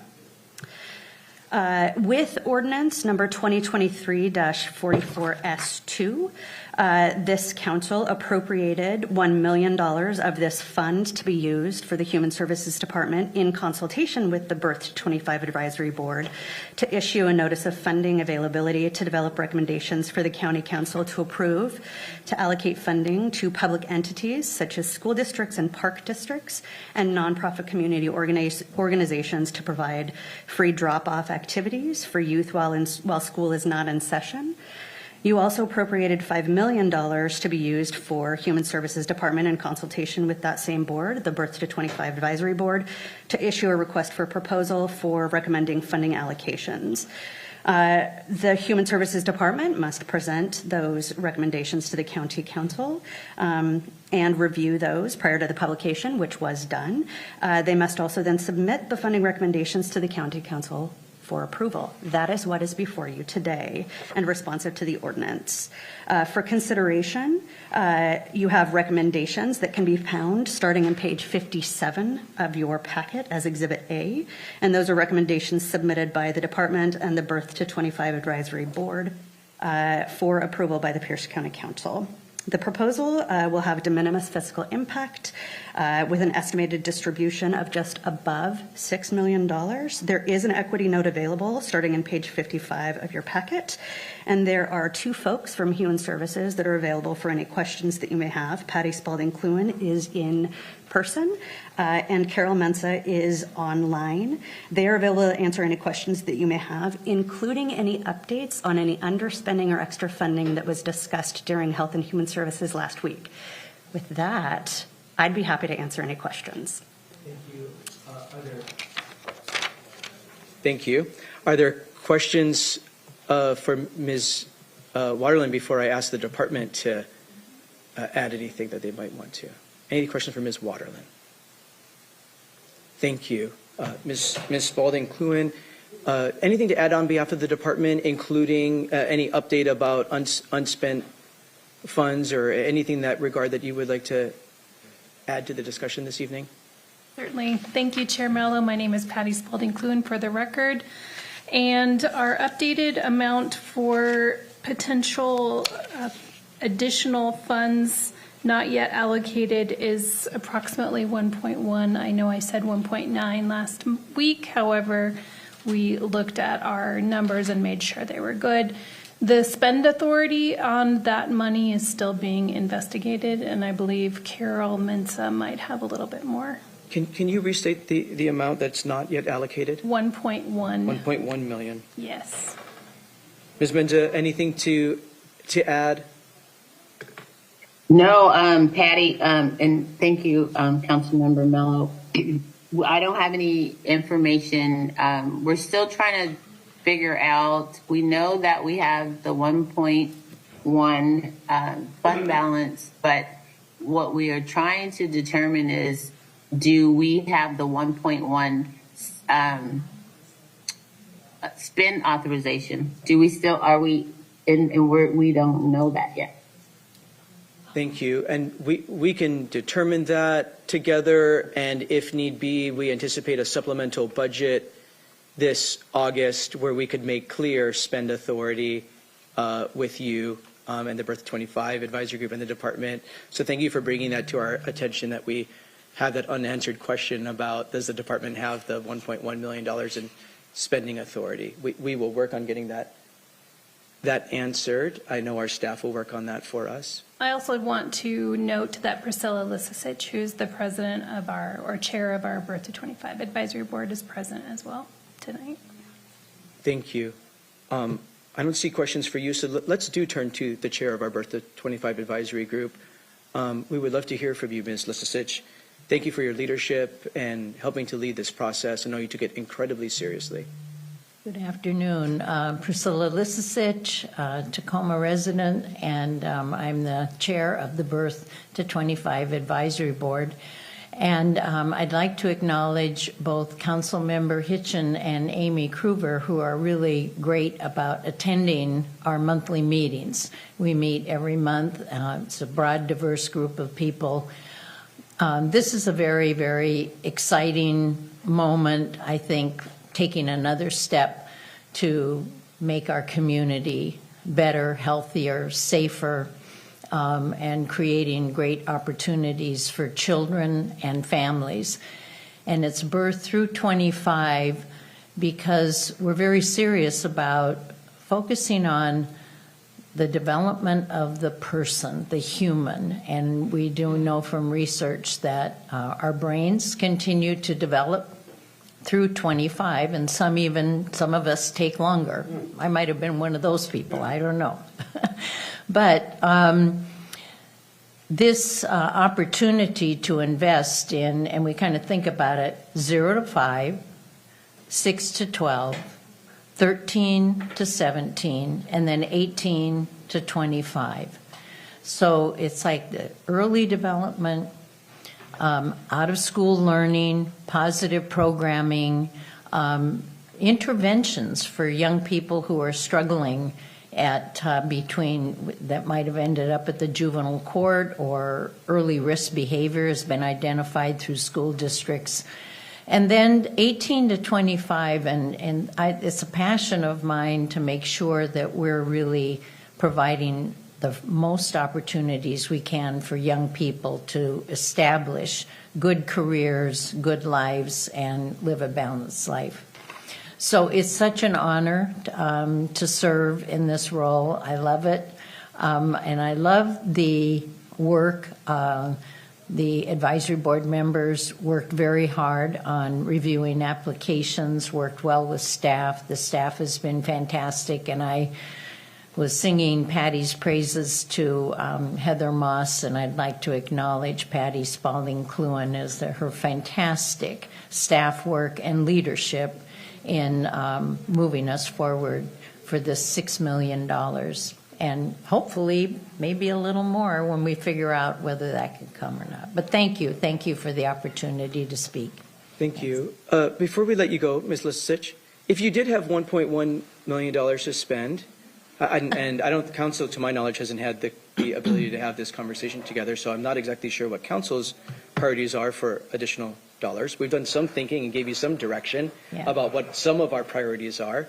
We've already done that. But if there were $1.1 million more to invest in the next 18 months, what do you think you and the Birth to 25 Advisory Board would advise council? Well, I think we've been having discussions. There were $16 million in requests, and we were able to award $6 million. So there were many programs that were funded at 50%, and they're darn good programs, high scoring, really doing great work. We tried to balance out and think about programs that serve the unincorporated areas that qualify for the PASTA funds. So I think we would go back and probably look at that first and say, well, how do we prioritize increasing funding for those programs that are currently maybe funded only at 50%? Or 80%. I think the other was 80%. So thank you for answering the off-the-cuff question. Questions or comments by council members before we open up for a public hearing? Councilmember Morell.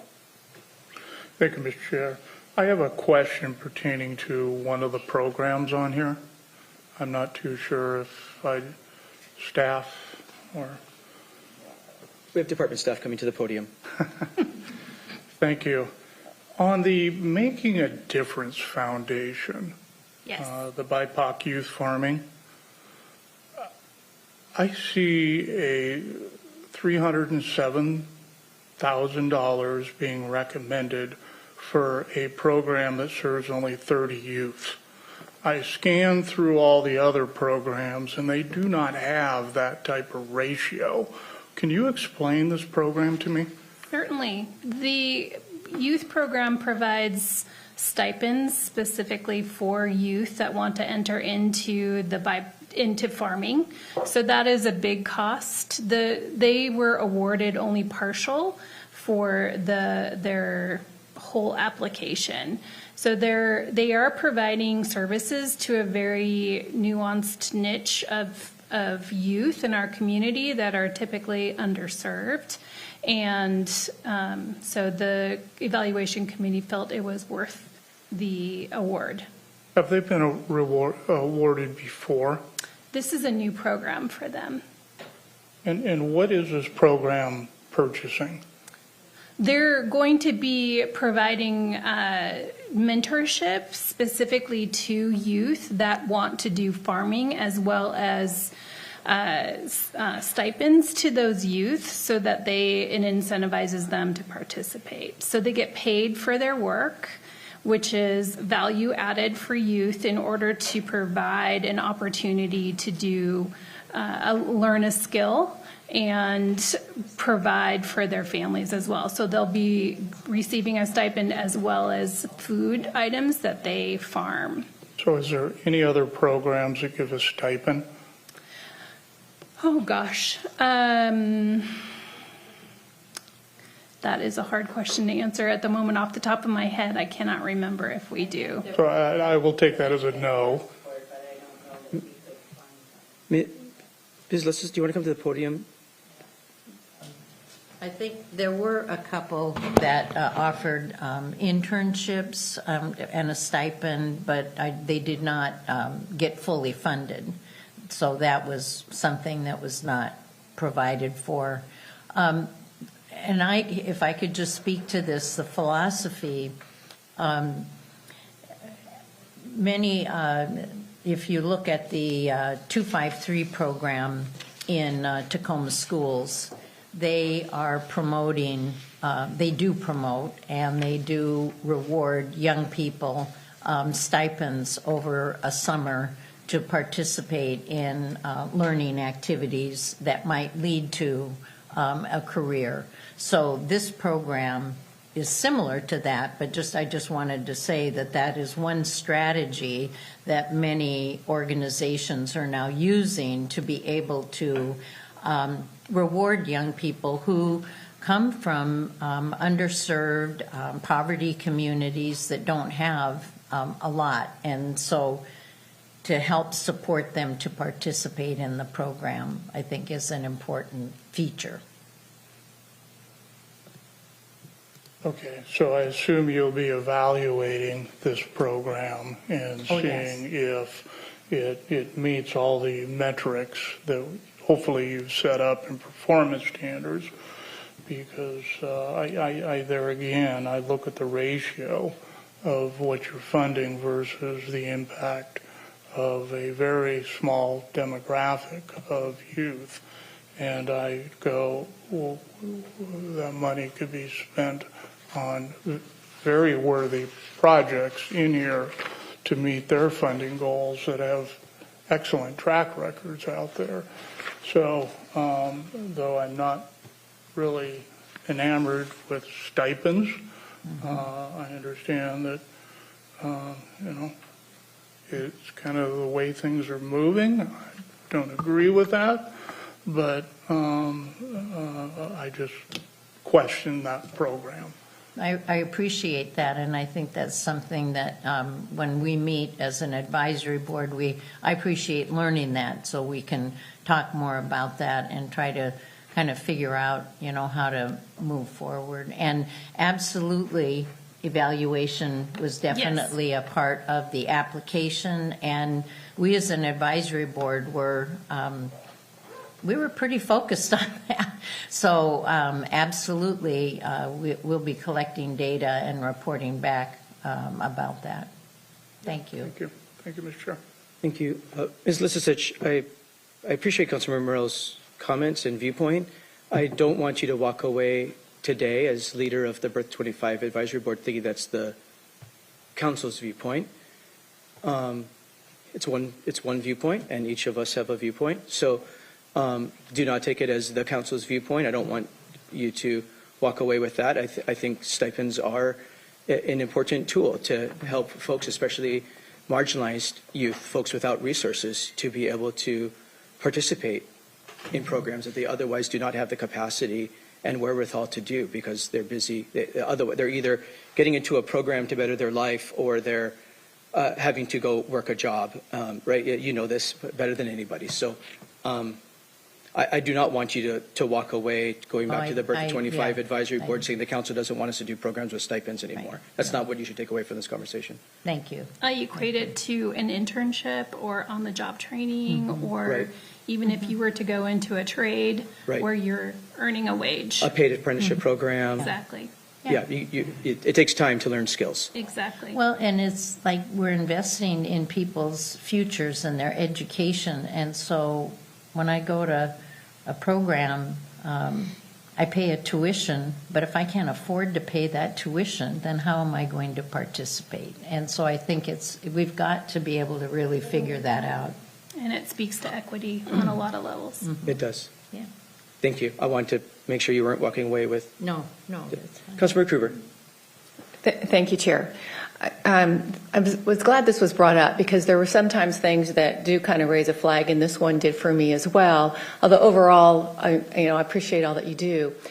It doesn't reach a lot of people, and I've learned of something that might be an obstacle in our ability or desire to help youth, in that a for-profit business cannot use volunteers.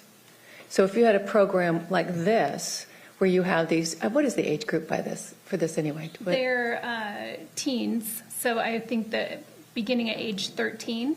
This would be the 13 to 19 and not or 18 or 17. Excuse me. Not like 17, 18-year-olds kind of a thing, which I guess I would think that having a business that, especially if they're paying stipends, because farming is pretty difficult as it is with all the rules and regulations, that perhaps something you could look at is if a business could have these youth and be teaching them skills, and then they're getting a stipend, that would help the farmers who are not nonprofits. I just found this to be a very unique opportunity. And can you tell me, is the foundation brand new? No, the Make a Difference Foundation has been in Tacoma since 2013 and has multiple arms within the organization that provide services, food services. Okay, you're ringing a bell now. Is this a new program that they are offering? Yes. Okay, so I wonder if they modeled it off after something else that they've read about. But anyway, thank you. Thank you so much. Thank you, Chair. We can find that out too and review that, because I think the board members would be interested in that as well, because not every board member read every application. Correct. So, okay, thank you. Thank you. Vice Chair Kimball. Thank you, Chair. And just thinking on this one, we often say, you can give a man a fish or teach a man to fish, feed them for a day or feed them for a lifetime. We're talking about teaching kids how to farm. We're literally teaching people how to feed themselves and their families for a lifetime here. And so the investment may seem a little heavier. Go up to one of the other ones, and while I completely agree with giving out diapers to 12,000 people, that's going to be one and done. And I think that's a great program, and it's needed. But this one is about lifetime investments in teaching them how to grow, farm, maintain, and feed themselves and others. And so to that end, I think this is a pretty excellent program. Thank you, Chair. Thank you, Vice Chair Kimball. Councilmember Krueger. Yeah, thank you, Chair. I just wanted to add on those comments just a little bit, in that I know the farmers are looking for help. They need people that will work, and some of it they can't afford to pay and be able to match all the different things. And so there are opportunities out there, I think, on farms that could use this kind of help and teach them to fish for a lifetime too. Thank you. Thank you. Any other questions for the department or our chair of our Bertha 5 Advisory Board? I don't see any. Thank you. Thank you. This is a public hearing on these recommendations for these investments for the Puget Sound Taxpayer Accountability Account. Does any member of the public wish to provide comment on this resolution authorizing these investments? Start here in chambers. Anybody in chambers wanting to provide comment? Ms. Lisicich had her time to do that. Great. Let's go to the Zoom room. Mr. Weinsbury. Yes, sir. For any members of the public who wish to provide comment on proposal number R2024-173, press the raise hand icon in Zoom or star 9 on your telephone keypad. And there's no hands this time, Chair. With no hands, we'll close the public hearing, bring it back to the council. Are there final remarks by council members? We'll begin with Councilmember Hitchin. Thank you, Chair. I want to start with a note of thanks to the staff that supported the people filling out the RFPs. It's not a simple process, and I really feel like we continue to grow and get better at this process and community outreach. And then to the Bertha 25 Advisory Board, the members that sat and did this scoring and really did some thoughtful things. And I've heard this a couple times now about spreading peanut butter, and that we end up kind of having to figure out how thin the peanut butter is going to be. They did a really nice job of kind of comparing how many students or youth would be impacted and where they could do. And for those of you that weren't in Health and Human Services, one of the things that they did when filling out their application is they gave kind of like, here's what we can do at these different scoring levels or values. And so they know what they're getting into as far as if their funding is halved. It's not great. Every single one of these projects would love to be 100% filled. So I would encourage us to really think about if the dollars, the $1.1 million that have been identified, that going in and plussing up those. And I believe that the way we wrote the contracts or the preliminary will allow us to do that. We just need to, I guess, fix the budget part, which we can do. So, but just wanted to make sure that everybody was, there are some really good projects on here, and some are really impacting some communities that have been underinvested in, working with some youth that are really struggling, some programs that are going to get kids off devices and out and being social and active this summer and into the next school year. And just every single one of these things, every time we can give a kid a positive day, it pays off. So just really wanted to acknowledge and thank all the people that made this happen. And I'll stop rambling. Thank you, Chair. Thank you, Councilor Hitchin. It's a great list. Councilor Morrell. Thank you, Mr. Chair. I too want to say my appreciation to the committee. This is not an easy process. And, you know, I don't think that, as Council Member Hitchens said, spreading the peanut butter is the right way to do this.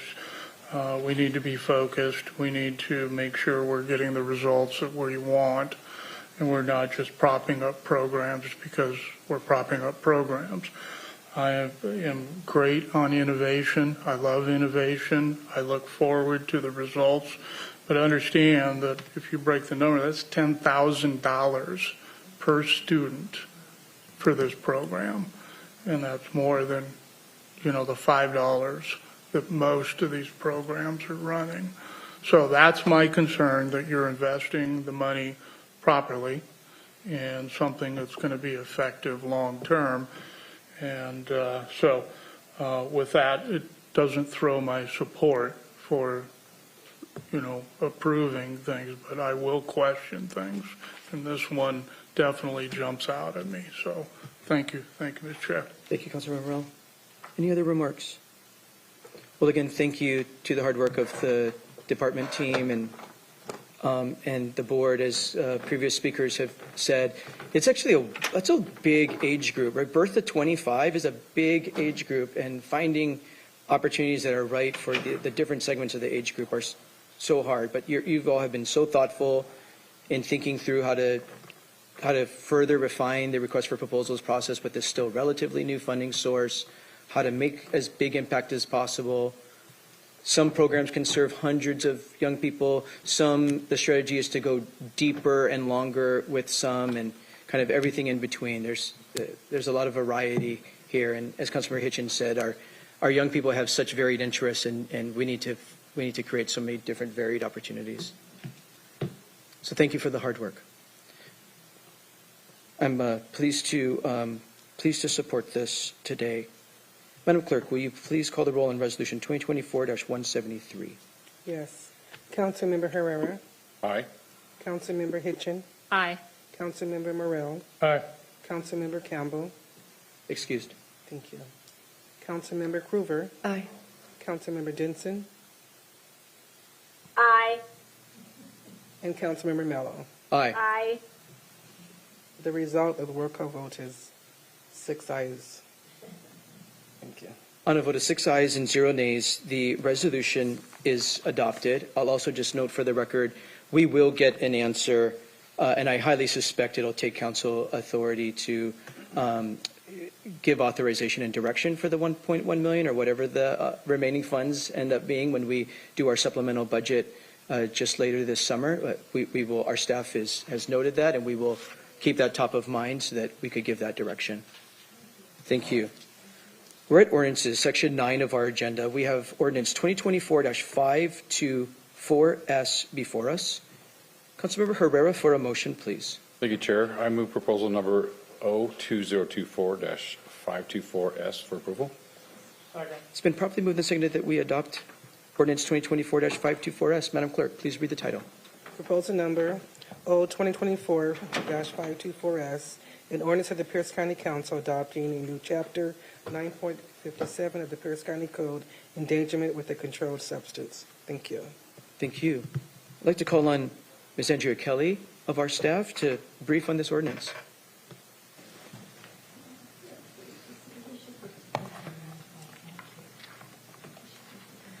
Thank you, Chair Herrera and council members. Andrea Kelly with council staff.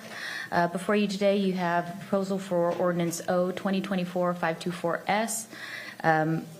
To provide some background, in 2022, RCW 9A 42100 established endangerment with a controlled substance as a Class B felony for knowingly or intentionally permitting a dependent child or dependent adult to be exposed to, ingest, inhale, or have contact with methamphetamine or substances used in the manufacturing of methamphetamine. During the 2023 state legislative session, Senate Bill 5010 was introduced and sought to amend the state statute to include fentanyl and other synthetic opioids. While it passed unanimously in the Senate, it was returned to Senate Rules Committee by the House. RCW 9A 36050 establishes reckless endangerment as a gross misdemeanor when a person recklessly engages in conduct not amounting to a drive-by shooting, but that creates a substantial risk of death or serious physical injury to another person. While the act of reckless endangerment with a controlled substance could be charged under this statute, the verbiage of the statute does not lend itself to the exposure and ingestion of controlled substances. Children and dependent persons may not have the awareness to remove themselves from circumstances in which they may be exposed to controlled substances. So proposal number 2024-524S seeks to specify that exposure to a controlled substance as reckless endangerment within Pierce County Code, and that reckless endangerment with a controlled substance other than cannabis may be charged as a gross misdemeanor. The proposed ordinance intentionally does not name individual controlled substances, which results in the inclusion of all federally controlled substances other than cannabis. As new substances continue to emerge and are added to the controlled substance schedule, they will be included in this ordinance, and this would also include prescription medications that are on the federal list of controlled substances. The proposal does not alter Department of Children, Youth, and Families, DCYF, policies and procedures regarding protective custody, mandatory reporters, or thresholds for placement in foster care. Parental use of illegal drugs alone, arrest, or criminal charges does not meet the definition of a child who is a candidate for foster care pursuant to RCW. Exhibit A includes a penalty of up to 364 days in jail, up to a $5,000 fine for the violation, and a preemption action clause should the Washington State Legislature establish statute preempting this chapter. The proposal did receive a due pass as substituted recommendation in the Public Safety Committee yesterday, June 24th. Are there questions for Ms. Kelly before we introduce Amendment 1? I don't see any. Councilmember Denson, to advance Amendment 1, please. Yes, I move Amendment 1. Okay.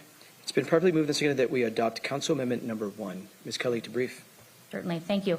This amendment came out of discussion from yesterday's Public Safety Committee to add intent or add clarification around County Council's intent, changing the recital to include whereas the County Council encourages the state legislature to consider amending RCW 9A 42-100, reckless endangerment with a controlled substance, to include all controlled substances as a Class B felony.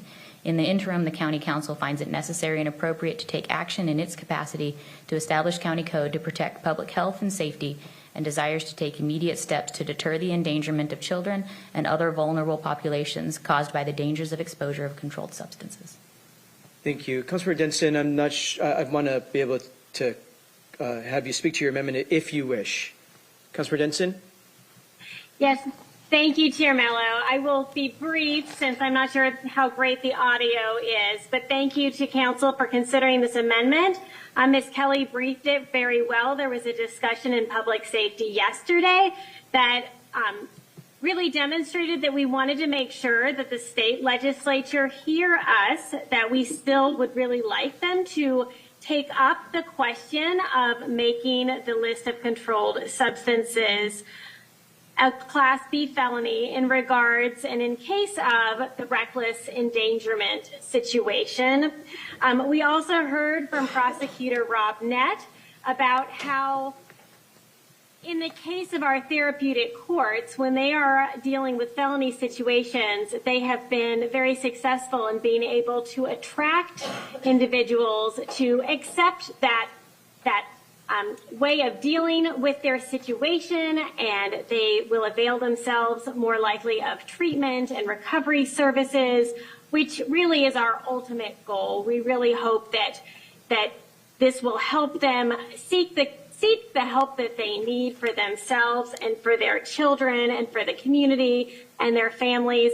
I just have to say, as a parent, I know that no parent would consciously and in their right mind put their children or other vulnerable adults in a dangerous situation. So when we have cases that have met this standard of reckless endangerment, I think we can really, really see the devastation and where addiction can take people, can take really any of us could be in this situation. And if we can help people by incentivizing courses of treatment and avenues of recovery, I just think that that is the best outcome for us and for the children and for the community, because we certainly don't want anyone getting hurt. In particular, these vulnerable children, vulnerable adults who are not out seeking these substances. They're not out seeking a high. They're coming upon it because the people that are taking care of them, that are entrusted by them, are having such difficulties in their lives and are really under the spell of that addictive disease. So thank you. This is really just expressing our intent, and I appreciate the council's consideration. Thank you, Councilmember Denson. Other questions or comments? Councilmember Morrell. Thank you, Mr. Chair. I appreciate the amendment. I get the intent of it. Does this mean that it will be a legislative priority for the session next year? This council will put it forward as a legislative priority? That's absolutely a decision that the council can make. but we're embodying it in an ordinance that we're doing. Does that mean that we're going to put it, and I guess I'll throw it back to the chair and say, is this going to be a legislative priority of this council next year? That is my intent, that this will show up in our legislative priorities for the state legislature. Just wanted to make sure that, you know, it's meaningful in putting it in there. I don't want to just lip service something and just because it feels good. I want to make sure that we pursue this as a Class C felony. So, thank you. Thank you. Vice Chair Campbell.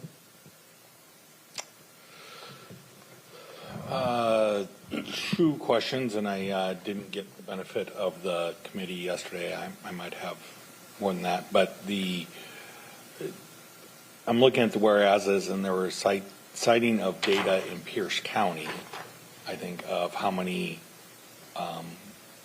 accidental drug overdoses or exposures there were for children, or is it just statewide data? It looks like it's statewide data with an acknowledgement of one in Tacoma from 2022. Do we know with those how many of them were illicit drugs and how many were like prescription drugs that were? Do we know that breakdown, or is that all lumped together? It is all lumped together. Are you? Yeah, and if you're referencing line 30 on page 2 of the ordinance, I just want to make sure. Okay.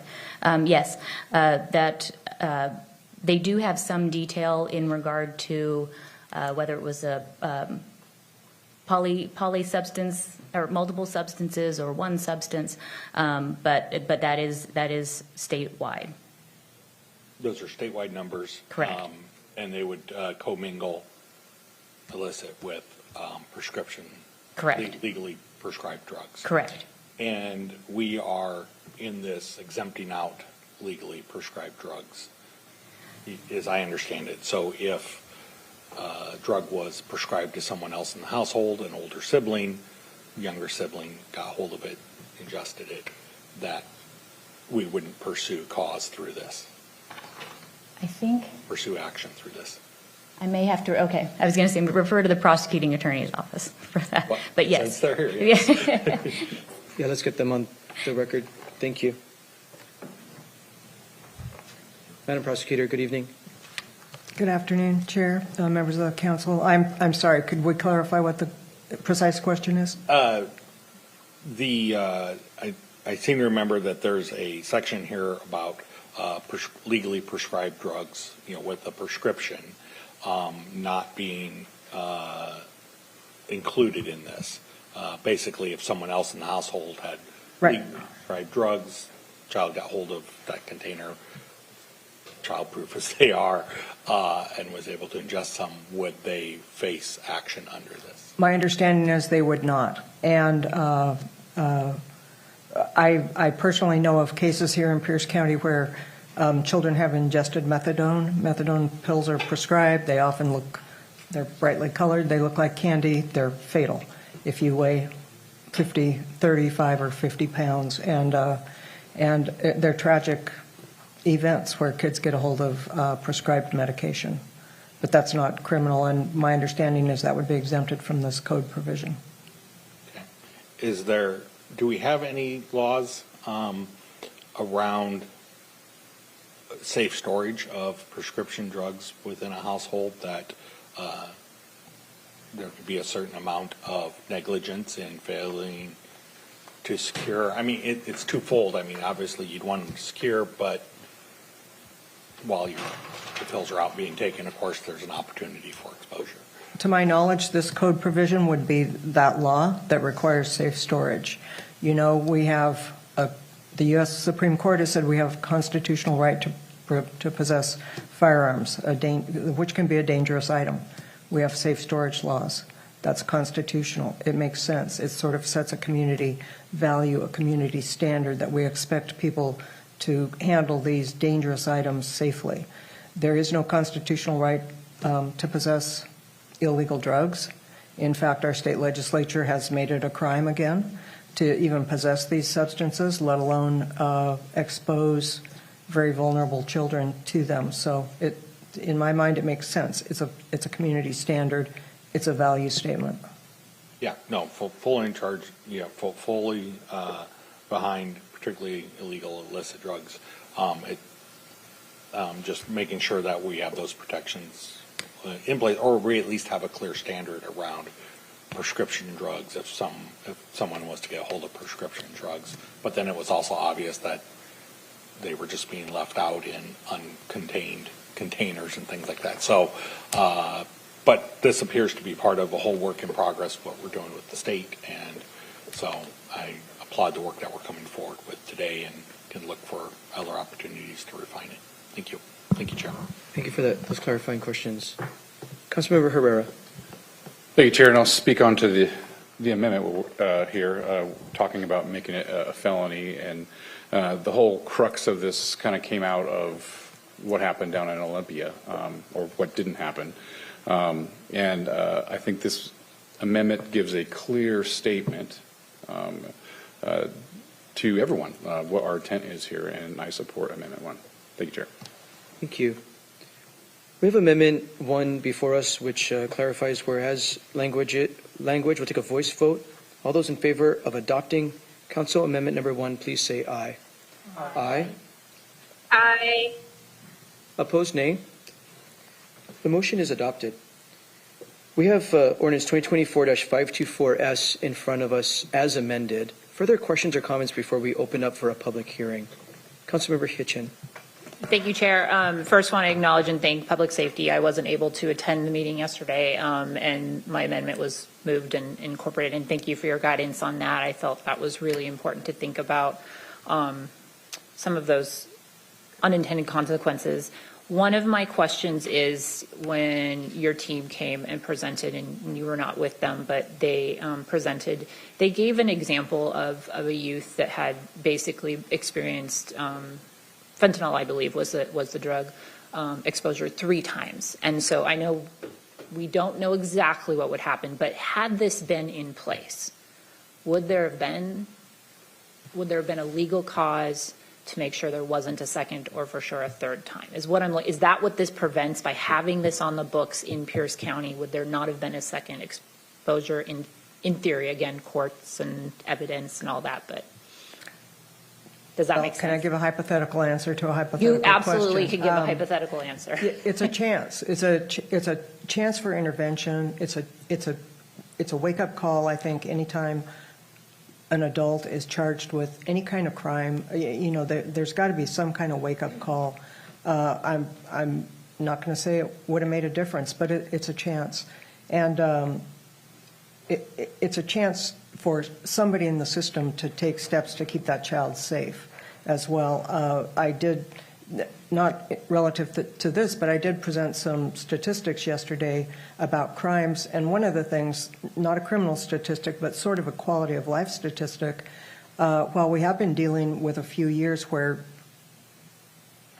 illegal drugs weren't illegal anymore, the death rate in the state went sky high. The death rate in Pierce County for accidental overdoses went sky high. It was over 400 deaths recorded by the medical examiner in 2023. About 350 of those were fentanyl. So it's extremely dangerous for a young child to be exposed to that.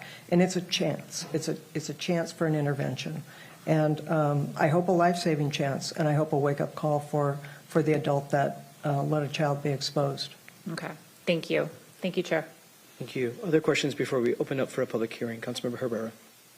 Thank you, Chair. Just speaking on this, and I just want to remind everybody that this is something to protect children. The whole base of this is to protect children. And, this ordinance can serve as a testament of Pierce County's unwavering commitment to that, to the well-being of our children. And we want to make it a top priority in all our policy decisions and how we can protect our children. It's like it's what you do as an adult.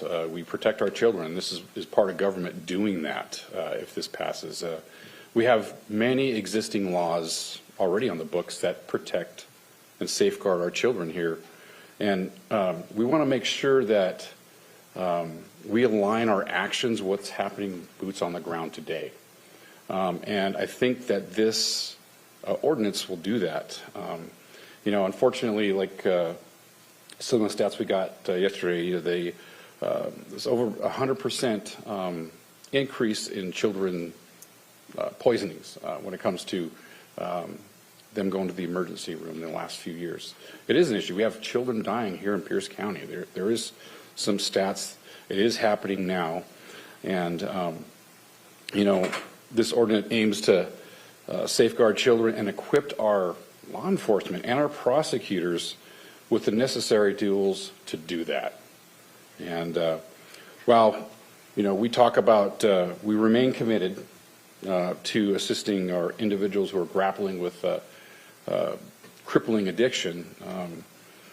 We want to provide them with support, but everybody knows doesn't matter where you come from or what language you speak, mixing drugs and kids is not good. It's just not good.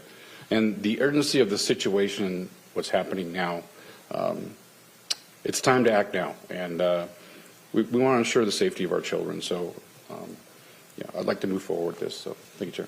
Thank you. Any other questions? Seeing no other questions, this is a public hearing on ordinance 2024-524S. Any member of the public wish to provide comment, please come to the podium. You'll have 3 minutes to make your remarks. Madam Prosecutor. Thank you, Chair. Again, I will take off my attorney hat representing the council and advocate for passage of this as the county prosecutor who does do criminal prosecutions. It's a code provision that makes sense to me. It does protect children. It gives everybody in the system a tool, a chance for an intervention in an important way. So thank you. Thank you, Madam Prosecutor. Anyone else in council chambers wishing to provide comment on this ordinance?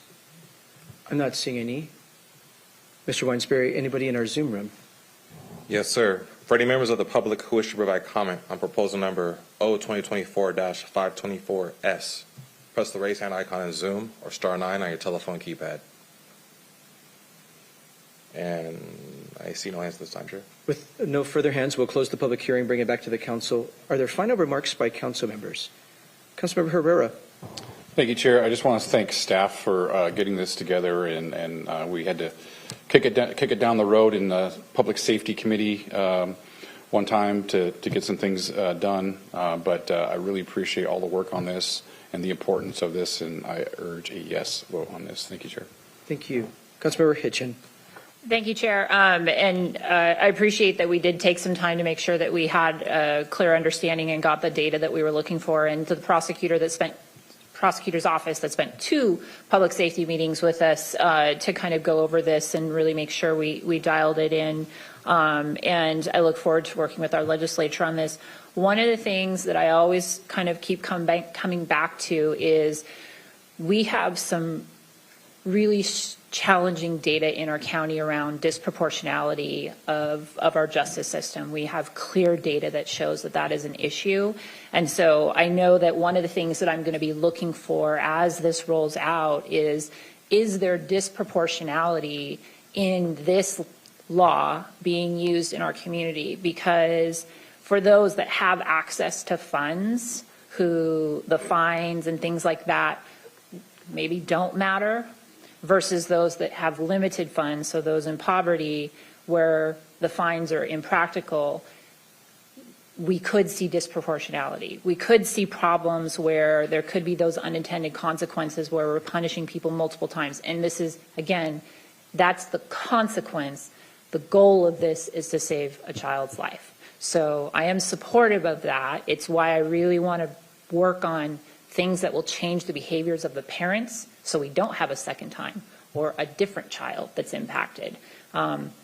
So I'm going to plead with our prosecuting office and our therapeutic courts to really think about how we leverage this tool to really be the thing that gets a parent to change their behavior, to do the work that is required to overcome an addiction. And overcome that addiction can look lots of different ways. It could be clean and sober. It could be finding a different way to deal with their addiction through medically assisted treatment. It could look like they're going to come up with a parenting plan for their child while they're dealing with this. There's a lot of different things that we have in place.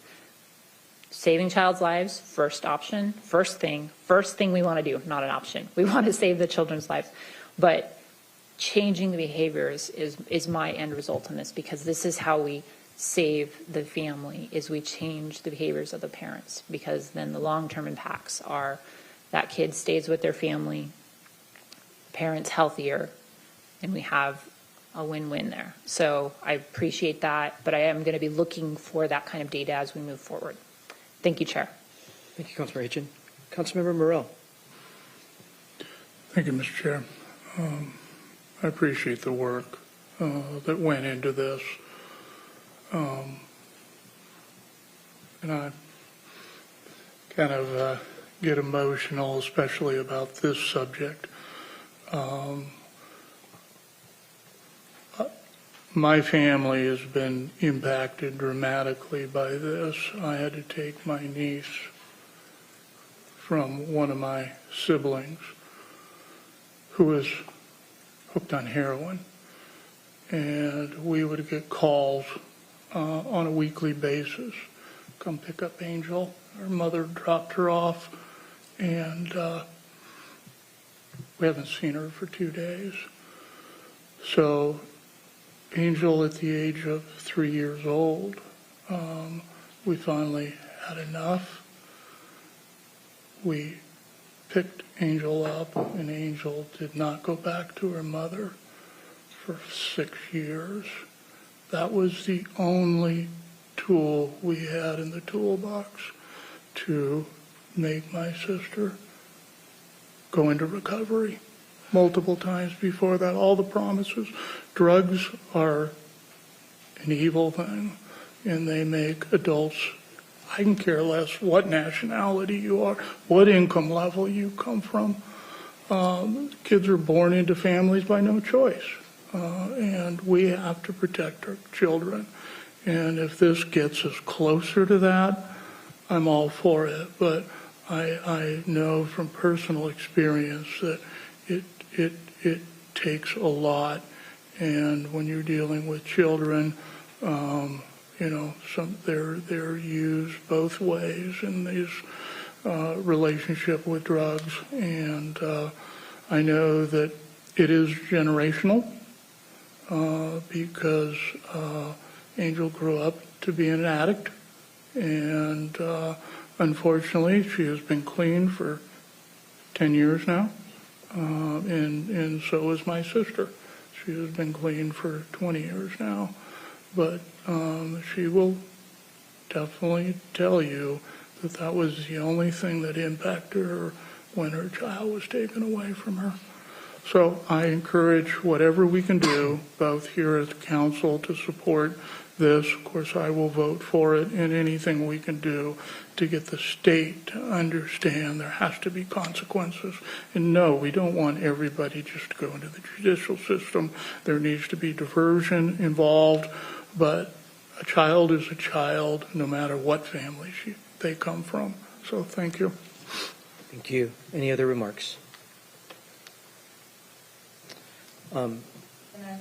No, we closed the public hearing already, and we're on final passage here with the council. We will have community forum up, but just remind you that community forum is for time for items not on the agenda, but we will have community forum.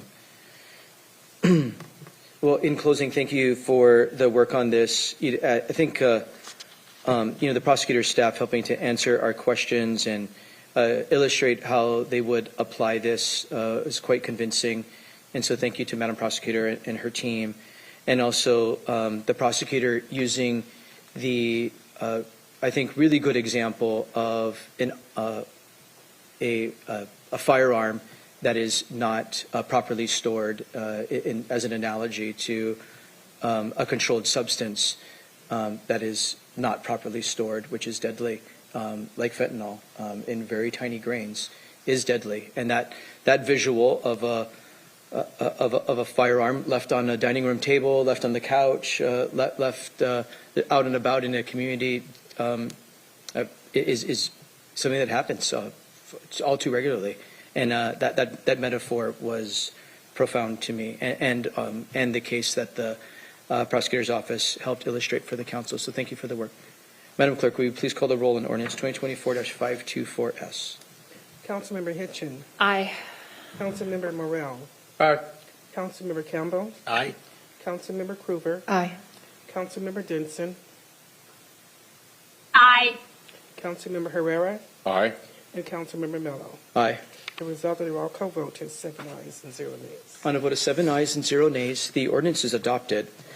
We're at Proposal O 2024-526. Councilmember Krueger for a motion, please. Thank you, Chair. I'd like to move ordinance 2024-526. Second. It's been properly moved and seconded that we adopt ordinance 2024-526. Mr. Boki, you have the last ordinance of the day. Thank you, Chair Mello. Paul Boki, council staff. Does the clerk need to read it in, I believe? Oh, excuse me. Thank you. Madam Clerk, will you please read the title into the record? Proposal number 2024-526.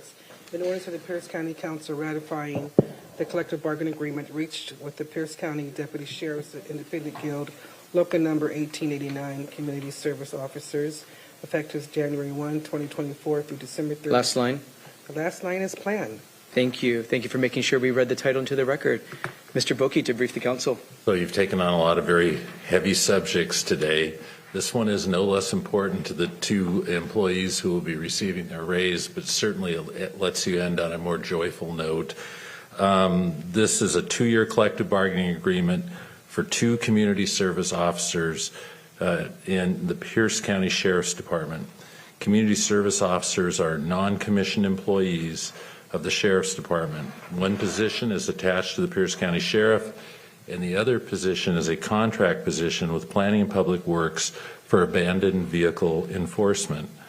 The agreement runs from January 2024 through December 2025 and calls for a wage increase of 4%. This is retroactive to January 8th, 2024, and 4% on January 6th, 2025.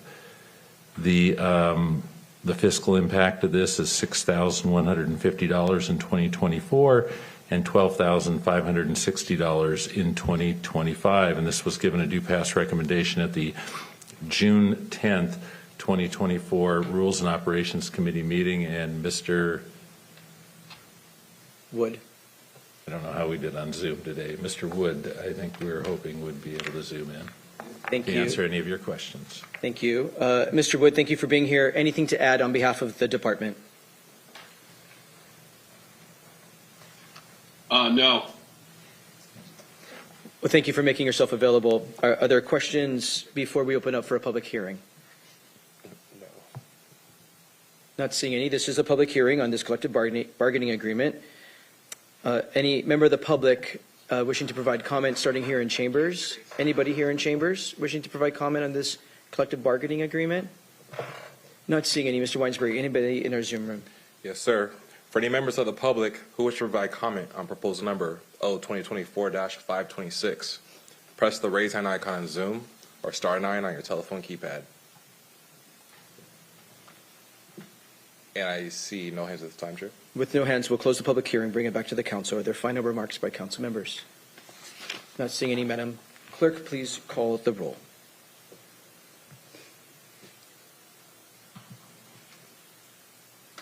Okay, thank you. Excuse me. Councilmember Morrell. Aye. Councilmember Campbell. Aye. Councilmember Krueger. Aye.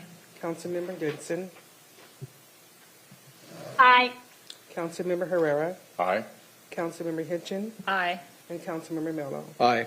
The result of the roll call vote is 7 ayes and 0 nays. On a vote of 7 ayes and 0 nays, the ordinance is adopted. Thank you. We're at Section 10, Community Forum.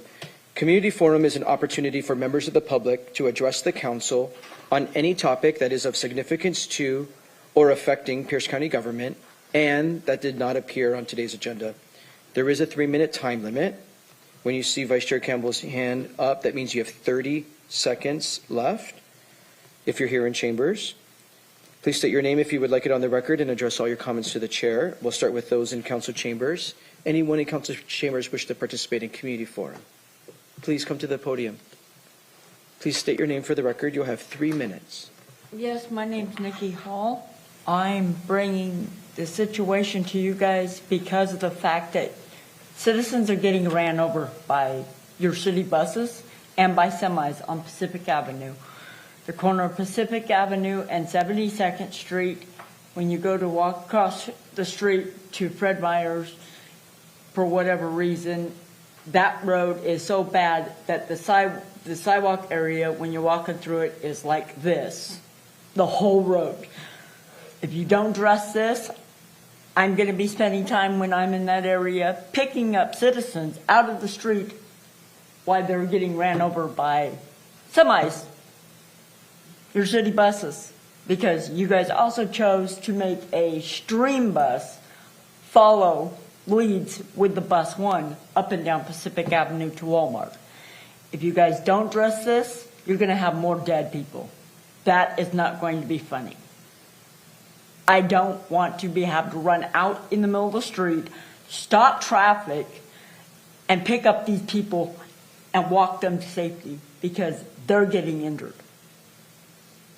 Because this is the kind of stuff that you 100% overlook. These people don't need to be ran over because you won't fix that road going across there at 72nd and Pacific Avenue. So fix it before you have more dead people. Because you don't want these people ran over by an 18-wheeler. Have you ever seen a body? I work for a trucking company. I can tell you what will happen. Really bad. You see all them wheels going over bodies? Not good.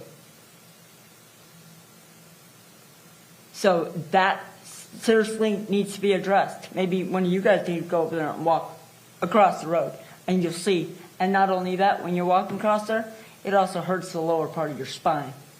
That's how bad it is. Because you have so much weight from your city buses and semis that's going down. It's really messing up that.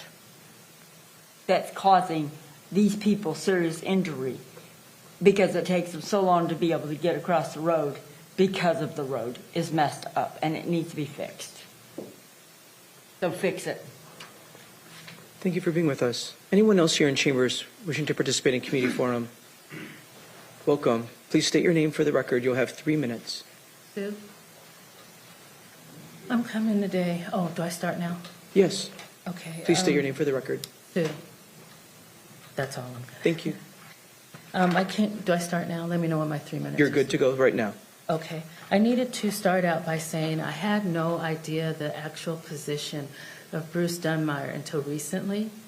And I wanted to make a statement. He did this to me publicly, so I'm making a statement publicly. And I think that because of knowing his position now, everybody that has any association with him should know the character that he gives to a tax-paying registered voter.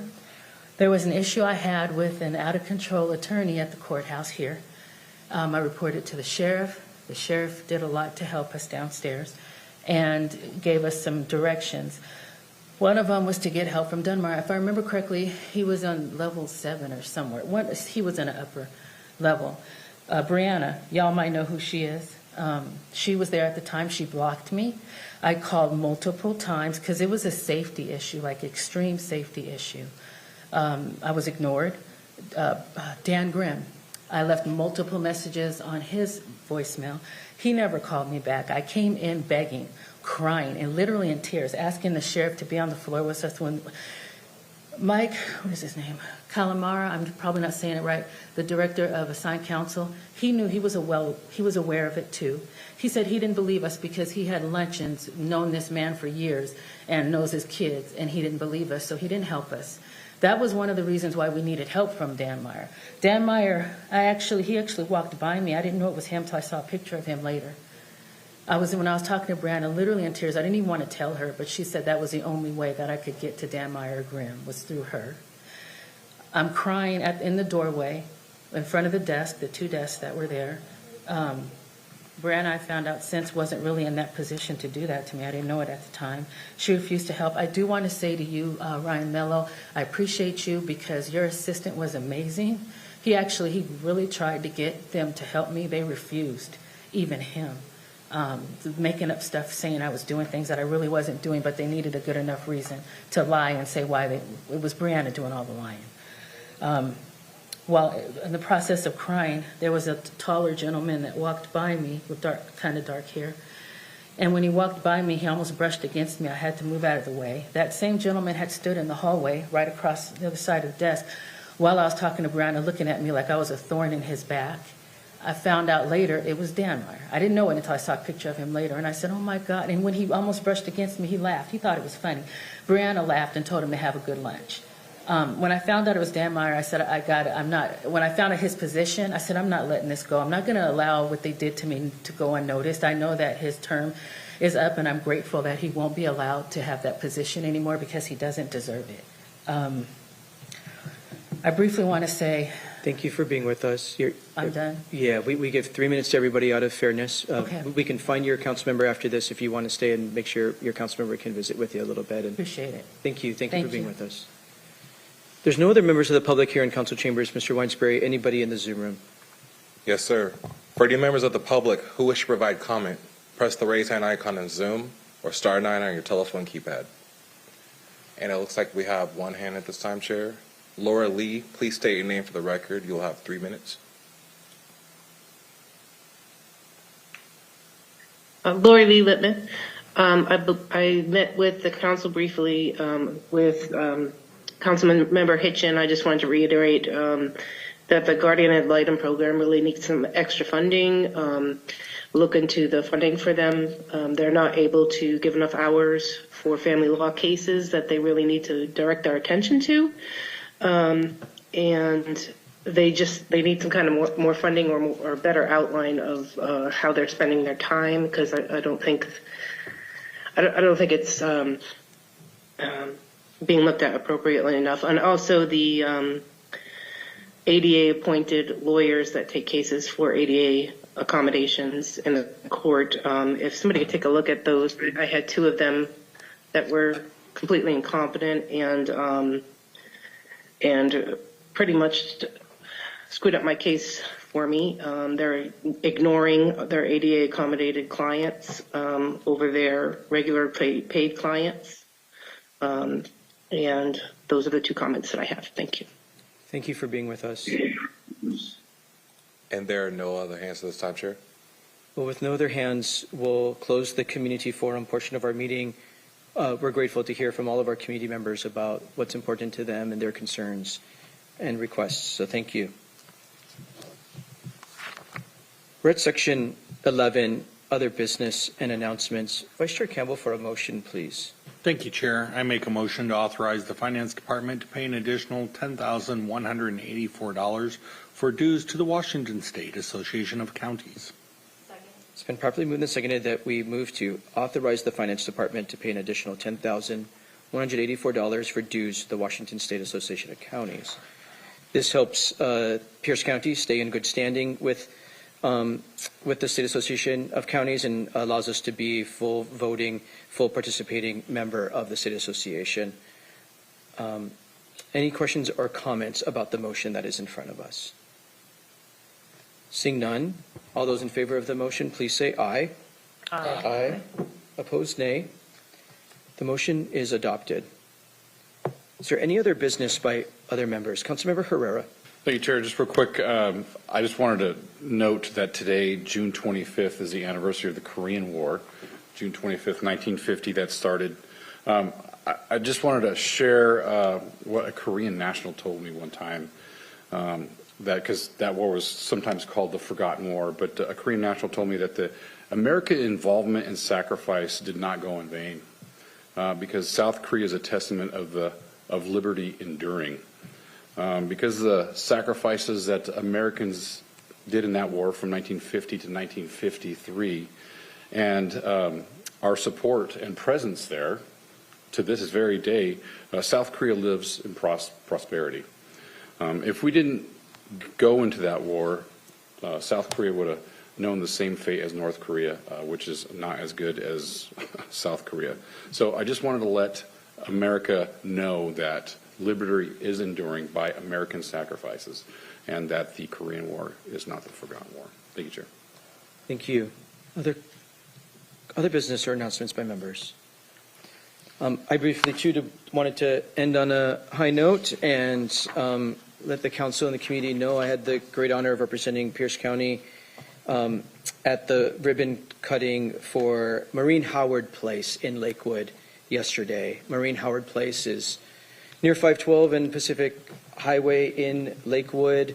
It's a 77-bed, 77-room enhanced shelter operated by Loncom Housing Institute, and they only have to get 2 funding sources. Most of these kinds of projects often have to get 5, 6, 7 funding sources. They did this project in 2 state right-of-way funds to move folks who are living in the state right-of-ways unsheltered to shelter, and the other funding source is Pierce County funding for maintenance and operations of the facilities. That's where our dollars are going, are for maintenance and operations of the 77 room enhanced shelter. There'll be 24/7 support, security, staffing, case management on site to support these folks to get to better outcomes, but getting them off the street immediately is a huge help. So congratulations to all involved, and it's so great that that project is in honor of Maureen Howard, who we named our Affordable Housing and Related Services tax after. So it's a great project that is going to serve many people long into the future. Mr. Cox, any other business for council this evening? No, sir. No other business before the Pierce County Council. We are adjourned.